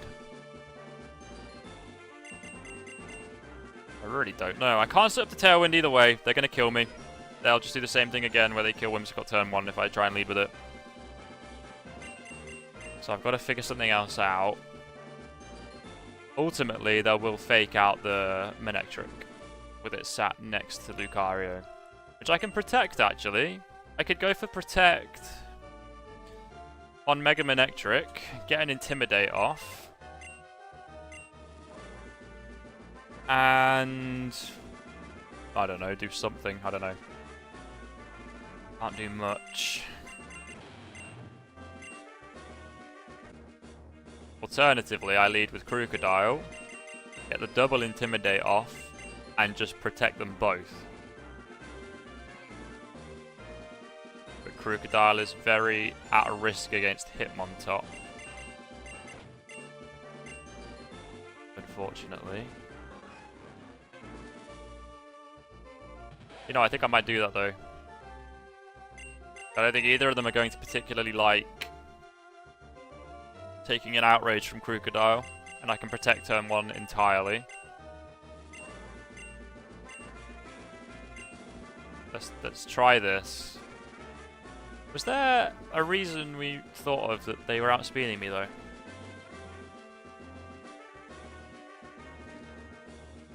I don't remember if there was or not. Unless again it's just the EVs. It might just be that they are EV trained, I don't know. I think there's a fair amount of Pokemon ROM hacks that don't have EVs in them. And I think that'll be an important factor in future for me to choose what games to play. Not that I'll completely not play anything that has EVs in it, because this has still been a really, really good game. But if I'm losing this speed-wise because of EVs, that'd be quite frustrating. Though I don't know for a fact that's what happened. Tricycle and Crocodile, incredible. Incredible scenes. Oh yeah, they have double Intimidate. Well, we both have double Intimidate, which is interesting. And I am just protecting both. Though after 2 Intimidates, Crocodile ain't doing shit.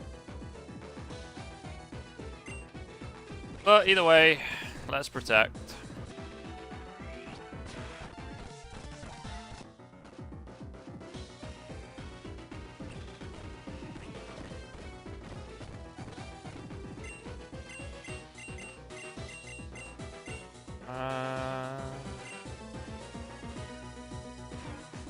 Now, knowing that the Salamence is a special attacking Salamence, Snarl becomes a little bit better. The Thunderbolt damage was great, and it has a chance to paralyze, I believe. I think that's got to be what I do with that. Now, Crocodile, on the other hand, if I anticipate a fighting and a flying type attack, or a helping hand flying type attack, I could definitely switch it out.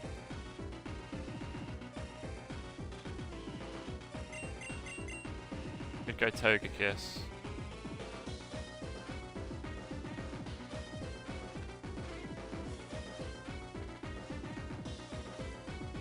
Or I could bring Whimsicott in turn 2, actually. Ranks the Tailwind next turn. The Fake Out is gone. They cannot double hit Whimsicott now. And they will not outspeed Whimsicott on the turn after next. So let's do that. Helping Hand, Hyper Voice. There's my Focus Sash.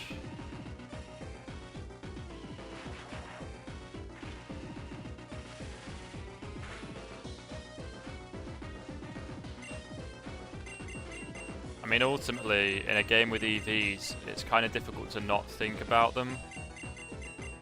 Like, this Thunderbolt would probably two-shot if I had special attack EVs.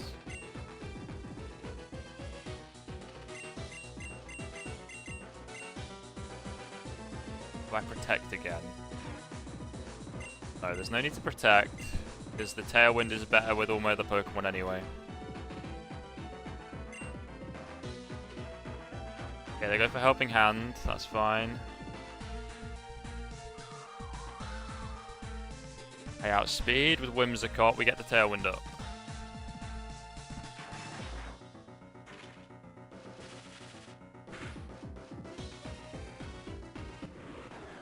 That's fine. Whimsicott goes down, so something else can come in and make use of this.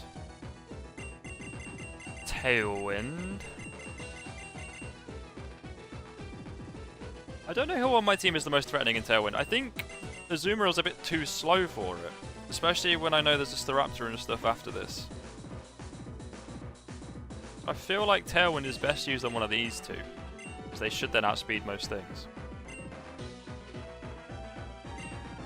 So I think I'm going to bring in Togekiss. Can really threaten the Hitmontop.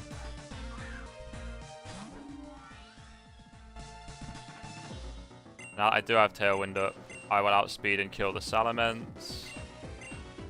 And then I can really hurt Hitmontop. Hitmontop didn't Helping Hand. Not sure what it's planning.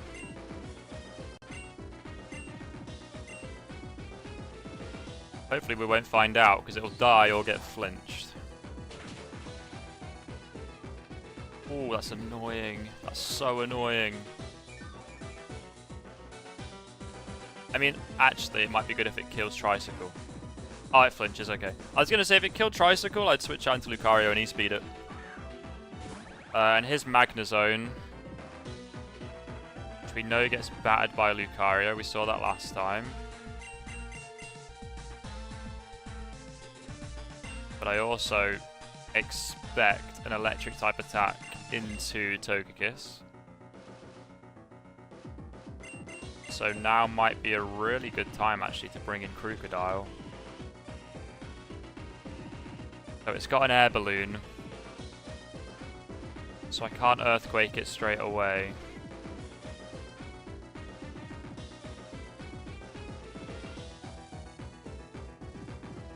You know what? What if I were to Flamethrower the Magnezone with Mega Manectric and then switch, and then when Crocodile is in, it will intimidate the Hitmontop for a third time, so it won't be much of a threat. And it can now go for Earthquake next turn,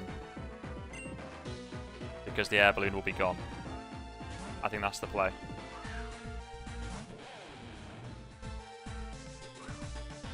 And just, you know, in the middle of this attempt, I'm going to remember that I haven't done the whole wipe. We're at 21.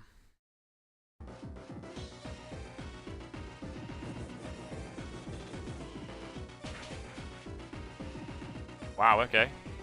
Air balloon popped and almost dead, actually. Close combat comes in. It's -3 attack. Yeah, okay. Rocky Helmet damage as well. There's the Thunderbolt onto Mega Manectric. It does still kill, but that's really weird because there was a Togekiss next to that they didn't go for with their Thunderbolt. It's an interesting play. Right. Now I still have Tailwind, I believe, for a turn. I really hope I do anyway. Yeah, so I'm going to Life Dew to heal up Crocodile, because I think this Earthquake will kill them both. They have Wide Guard! Oh, they really brought that out at this point. Okay, so they don't take damage from Earthquake. There's a Thunderbolt going into Togekiss then. I mean, I got to heal Crocodile, but Togekiss is gone.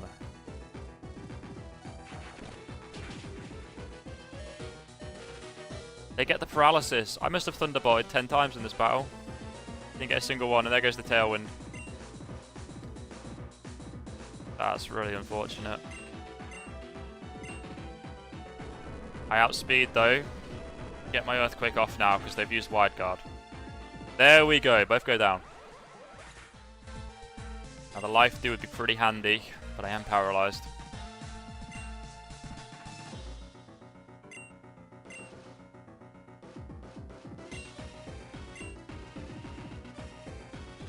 Okay, we go through. So Crocodile's now back to full health. And Egwin will now have to be hit with something pretty strong to take it out. Staraptor comes in. Staraptor's base speed. What are you working with? You look pretty quick. 100. I think Crocodile's is like 98. 92, so it outspeeds me. Okay. Oh dear. So there is a Heat Wave and a Close Combat coming, I would assume.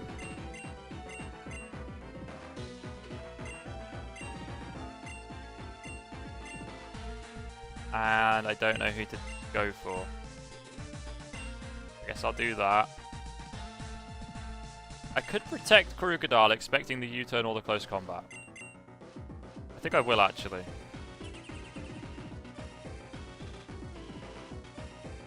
There's the Heat Wave. Knew that was coming.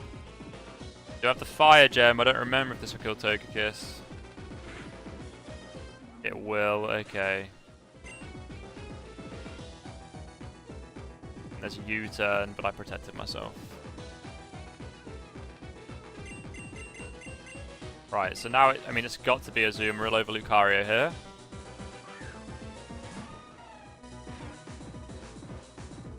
And if I'm expecting the U-turn from Staraptor, Then I'll go for some damage on the Pyro. What's that going to bring? It's going to bring in Gastrodon. So yeah, let's try and get the Pyro gone. If we can. I don't really know how this will go. Damn, Crocodile might just die to U-turn. Oh, it was a crit. Oh, mate. I feel like that might have mattered. It was super effective, but it wasn't stab. It's not the strongest move. And Gastrodon comes in with Storm Drain and stops my water type attack. Okay. Right, so this attempt is probably gone as well.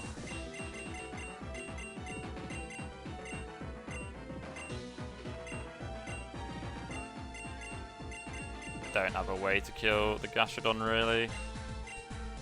Fortunately, as the Heat Wave, Lucario dies, Muscle dies. Shit. Right, let's load it.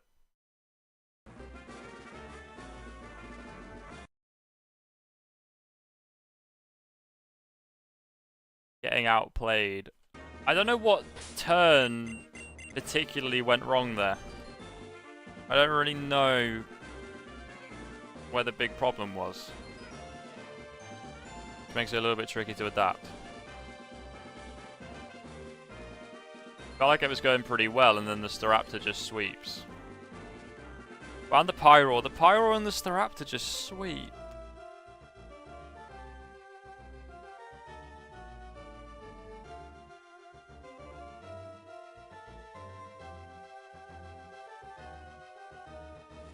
Yeah, I don't know. I don't know. It felt like my opening turn was pretty good.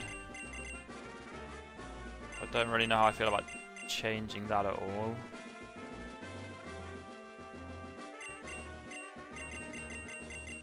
Do I try and keep the Hitmontop alive? Because the issue is when there's two strong Pokemon next to each other. But the Hitmontop has Wide Guard and... what was the other move it has that's quite difficult to play around? What was it? Has Wide Guard and Helping Hand.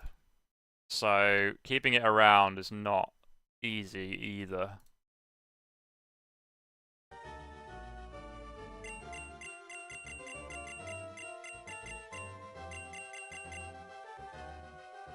Oh, I really don't know. I really don't know.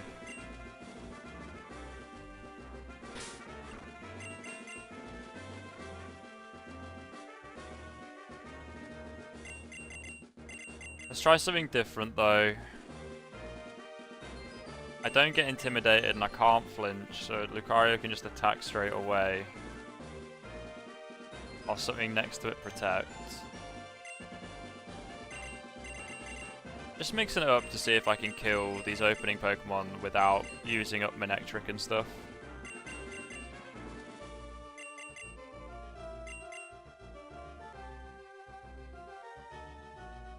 Not that Manectric's amazing for the late game, but let's try this. Let's give this a go. This might be my last attempt at this. Double Intimidate.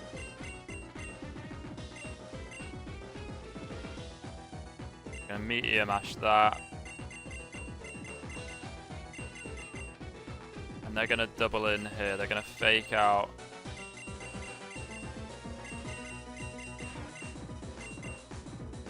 And Aerial 8 Hyper Voice, aren't they? So we'll do that. Ooh, that's actually really good. The fake out into my Rocky Helmet.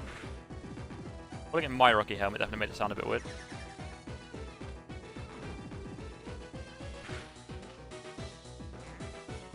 That's a Citrus Berry. This doesn't work. I lose. Or at least these two can't fight. Against these, there's nothing else I can really do, I don't think. Yeah, down there you go.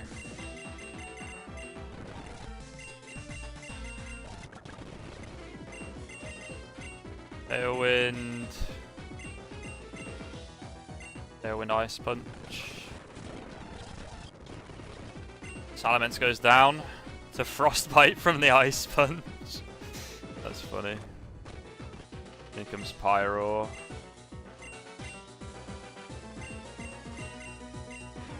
Let's Stun Spore the Pyro, I guess.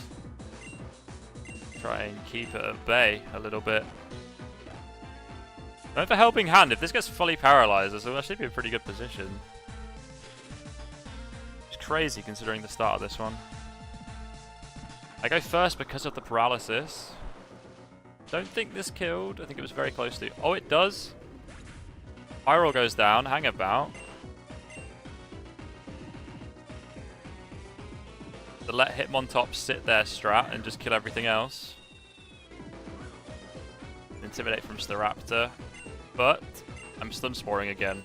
I've got another chance to.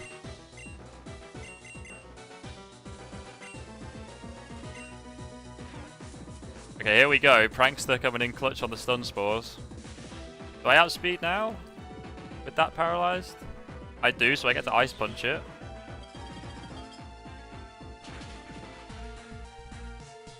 Good damage. They go for close combat. They've had enough. They're not helping handing anymore. Helping handing. Still doesn't kill though. Staraptor, please get fully paralyzed. Oh, okay. Oh, it goes for Cottony though. So Azumarill's still here. I think that is the Tailwind gone though. So it won't be the fastest thing on the field anymore. And in comes Gastrodon. Who I need to kill somehow, and I don't really know how that's going to happen. Oh, I guess Toxic. I'll go for Toxic.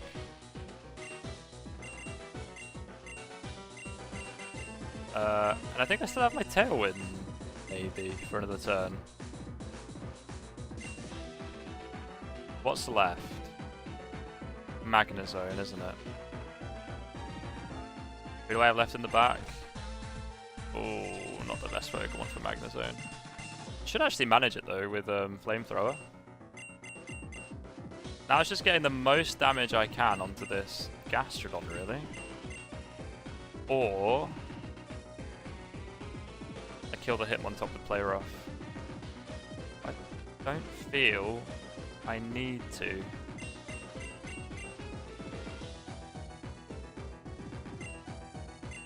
Let's do this. Let's Toxic the Gastrodon and play rough it.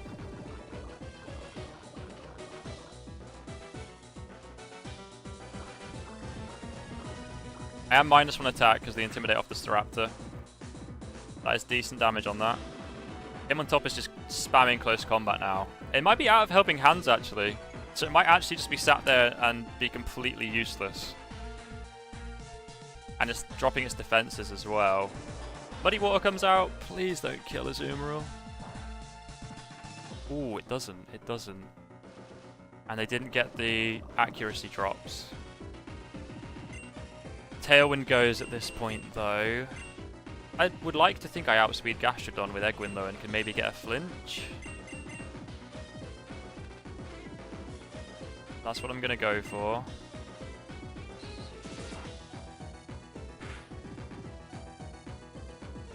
Close combat again. Yeah, okay, that will now kill Azumarill. Should have probably... No, there's no need for me to play around that really, is there? The Hitmontop is actually useless. They needed to switch it out to get rid of the attack drops, really. And Gastrodon flinches. Yay. So we've got these two that are on the field and a Magnezone in the back. It's crazy that my lead was just terrible, but it got me into a really weird position where I was in a really good place in the mid-game. For no particular reason. I don't really know. It was just getting the stun spores off, really, wasn't it? Right. We Mega Revolve. The Air Slash or the Toxic will kill the Gastrodon. If it has Recover, it'll go for it, but I don't care about it recovering that much.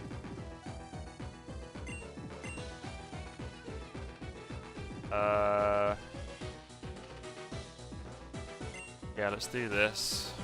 I was really tempted to still not go for the Hitmontop. But I'm pretty sure that Gastrodon is dead anyway.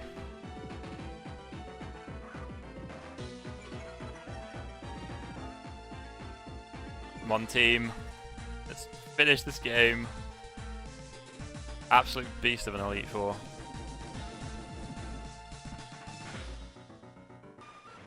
Kills. Hoping this kills as well. It does. Now, I don't really know the full moveset on this Magnezone. Oh wait, no, they have something else still. What is that? Is it the Pyro? No, I killed the Pyro. Is it the Salamence? No. Okay, I completely forgot the Staraptor was still alive, as you can tell. It is paralyzed though. I might outspeed. If not though, it's going to do a lot of damage to something. Ultimately, I think Air Slash kills it. And then I'm free to Flamethrower the Magnezone. They protect the Magnezone. It's okay, I didn't double into it. What does the Staraptor do? They protect both.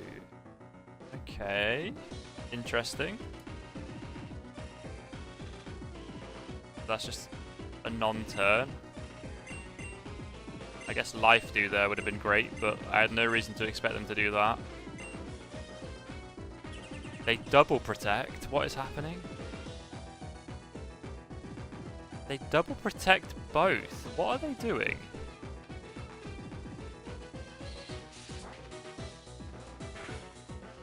Staraptor goes down. Why did they just try and double protect both of them? Do they know they've lost, or they think they've lost? They could still have Thunderbolted Togekiss with this Magnezone. Okay, both of these are resisted, but I'm holding the Sharp Beak, so I think Air Slash is slightly stronger. So we will do that, and Flamethrower. I think the Flamethrower was a 2-shot.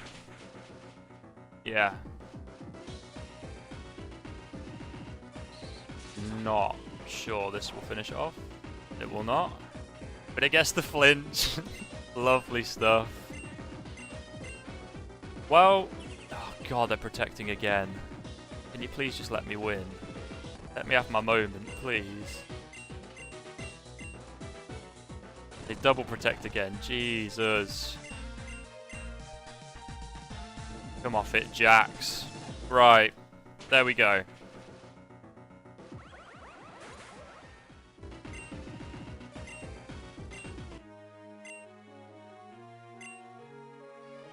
Wait, it let me save before the champion and before every member of the Elite Four. So did I didn't really scum save. The game did that. Well, either way. Looks like Professor Log picked a worthy challenger after all. But no, seriously, congrats. You're now the new champion of Boreas. Okay. That's that. I see. I guess that makes sense after all. I always knew you were the stronger trainer out of the both of us, even after I got a head start over you. First time. I'm alright with how many attempts that took, to be fair. We wouldn't have won without you, and even though we won, I got complacent and Aklev got away. That's when I realised that even if my Pokemon grow stronger, what use is it if I don't grow stronger with them? I guess that's the difference that ended up deciding the winner, so I'm going to get stronger. Not just my Pokemon, me. And when I do, let's do this again. But for now, let's get you officially recognised as Boreas' new champion. Come on, the register's just up ahead. Why are you still here? You lost, mate. You should be scurrying to a Pokemon Center. Cheers, Estrella. That was a beast of an Elite Four, really. At times, it felt a little bit bullshit. And I definitely was nearing my limit on attempts. But overall, I end the game mostly satisfied. I might do a very quick summary of the game, actually, before I head off. But here's our team for the... what's it called? Victory. What the fuck is it called? Hall of Fame. There it is. It's a really cool team, to be fair. Difficulty.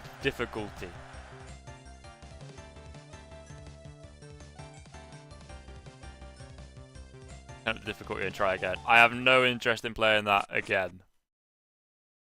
If there wasn't EVs in it, I would give it a go. I ain't EV training.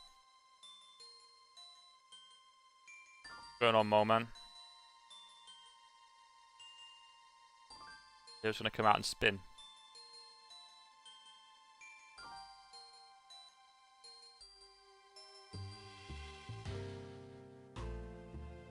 Oh, I'm their boss now, right? I'm fucking firing the lot of you. That was bullshit. Stop cheating.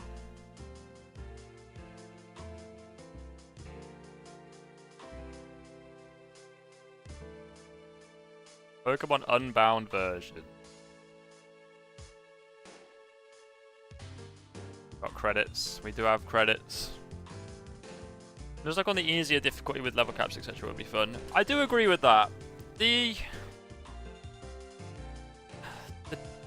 difficulty I have with that game, there's a few things I didn't like.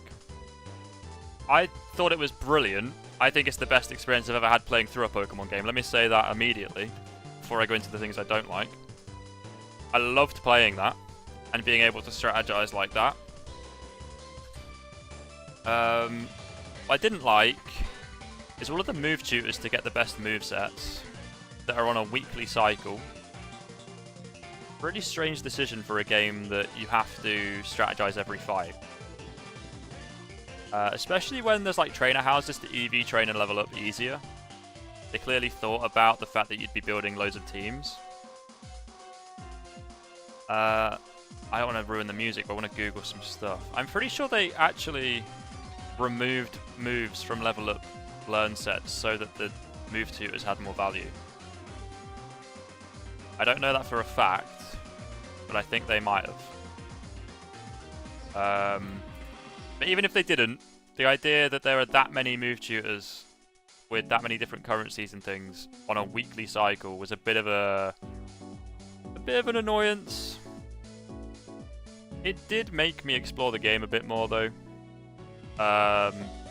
Mostly off stream, to be fair. When I built that last team, I went and got a few TMs. We got Fire Punch on Hooper, we got Ice Punch on Azumarill, so we did use the move tutors a bit. So it's not all a bad thing, because it did ultimately still contribute to the run. And it felt pretty cool when you learnt a new move. We wouldn't need those moves on an easier difficulty with Frog killing everything. Wait, you're talking Scrub Lock? I thought we were doing a Nuzlocke. Skill gap to be. The other difficulty was that Elite Four, and they're my only complaints. The move tutors were a really weird decision, and the Elite Four was a bit much. It did feel significantly harder than the rest of the game, and not always in a fun way. I would have much rather had a consistent gimmick for the Elite Four than have to try and make a team that can deal with 4 separate gimmicks. Gimmicks that were really strong. Dragon types all had Serene Grace, the Fairy types all increased their defense, the Ghost types all had multi-scale, and there was a Sandstorm you couldn't get rid of in the Ground type one. And Misty Terrain in the Fairy one. So, it was a lot. It was a lot.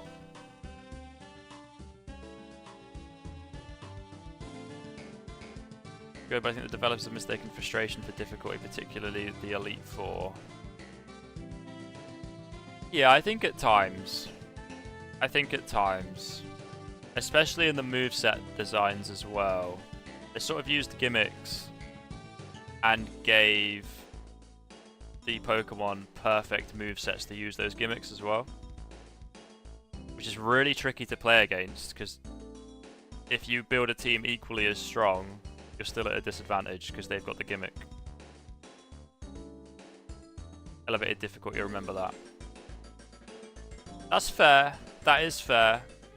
I sort of knew what I was getting myself in for. Or into. But it's not so much like a harder difficulty giving them better movesets and shit, fair enough. But those gimmicks I'm assuming are the same on every difficulty. And it's those gimmicks at the end there that were a bit bit much for me. But it really, really doesn't matter to my overall opinion of the game. Like, it really doesn't. It's just my opinion of the last 7 hours that I spent in that Elite Four. Because it has now been 7 hours in there.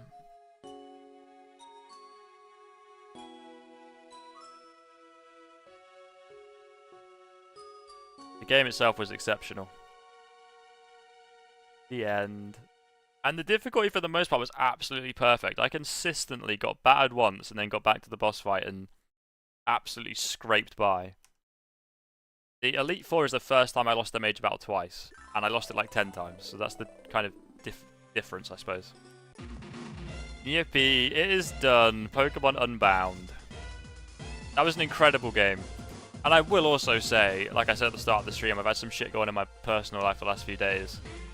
So I will not be able to separate my annoyance of what's happening in my personal life with what happened on this game.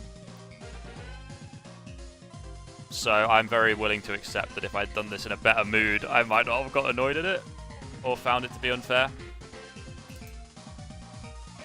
So I will give the game the benefit of the doubt on that. It should be difficult, the other Elite Four, not the Scrubby Four. True. True. Can't argue against that. But I had 12 wipes in the entire game and then 10 versus the Elite Four, so it's definitely a shift. But I said at the start of the stream, it's a game where I wouldn't be upset if I didn't finish it, if that makes sense. I think it's one of those things where it's hard enough that, you know, some people just won't finish that Elite Four.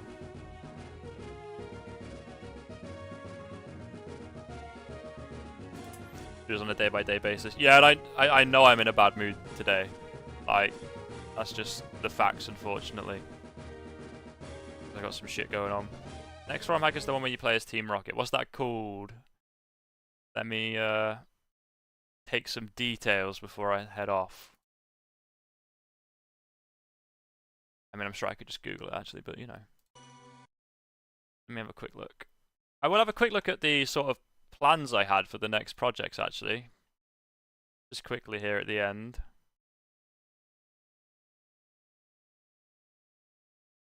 If I could find any of them. I have so many files that are just names really stupid. When I need to sort my shit out. Especially content related stuff. This one. There we go. Okay, cool. I got it. Rocket Edition.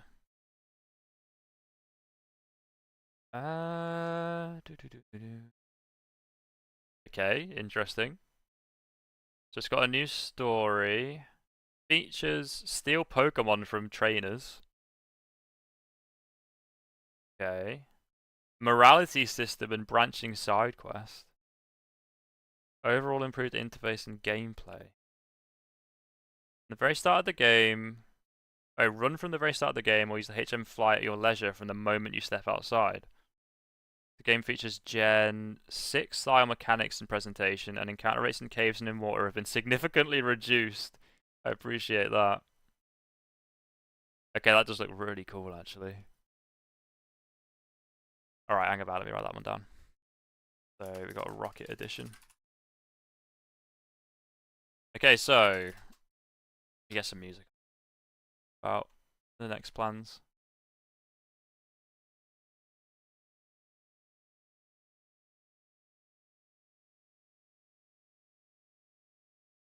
I am going for the exact same song that I've been putting on loans. I don't know why, but I just default to this. There we go. Right. So the next few sort of ideas I've got. One of the things were really fun, not in a difficulty sense, just a story gameplay sense. Yeah, that's fair, and to be fair, that's kind of what I need, because the other ideas I do have are difficult.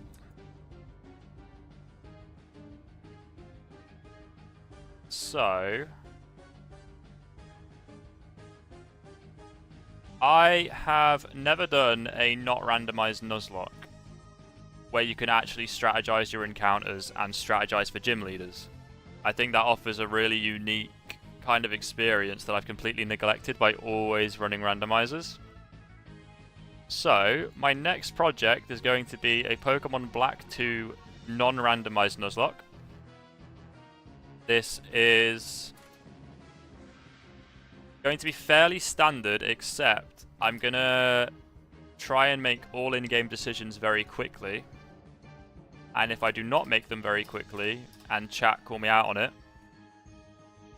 then I will be spinning the bad wheel from the Scrublock streams as a forfeit. Because I like the idea of doing a not randomized one, and I like the idea of doing a Nuzlocke that happens fairly quickly.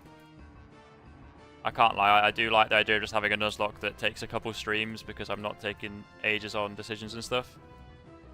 And we'll see how difficult that is, but I think that's an idea I want to do. I also want to do a Nuzlocke with randomized moves and abilities. So it's absolute bullshit. So essentially, I want to do a more chill Nuzlocke with strategy. And then I want to do a more bullshit Nuzlocke where I won't be able to predict anything, and it should be more fun. And then I want to do a new Scrublock after that. And then I've also put Rocket Edition on that list. I'm thinking a Gen 3 Scrublock. But I'll have to look for probably a ROM that makes more recent features part of it, because I don't really know much about Gen 3. Or maybe it'll just be fun to try and learn Gen 3, I don't know.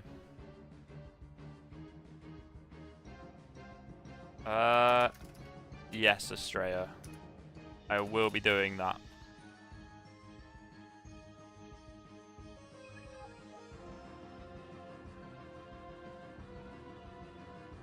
I don't know in which ones though, actually. Well, I'll try them in the next one, and if I just prefer those rules, then I'll keep them.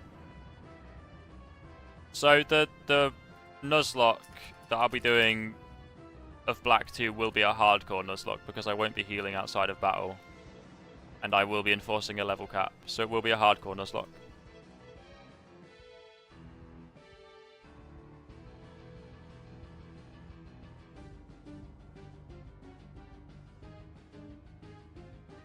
Oh, there's a message missing from my chat that I see when I actually tab into Twitch. Who knows that you can plan on but put a hard time limit on decisions? I think it's just because I've never done a standard Nuzlocke. I've not really ever done a Nuzlocke that hasn't been interactive in some way. You are right, so I'll have a think about that.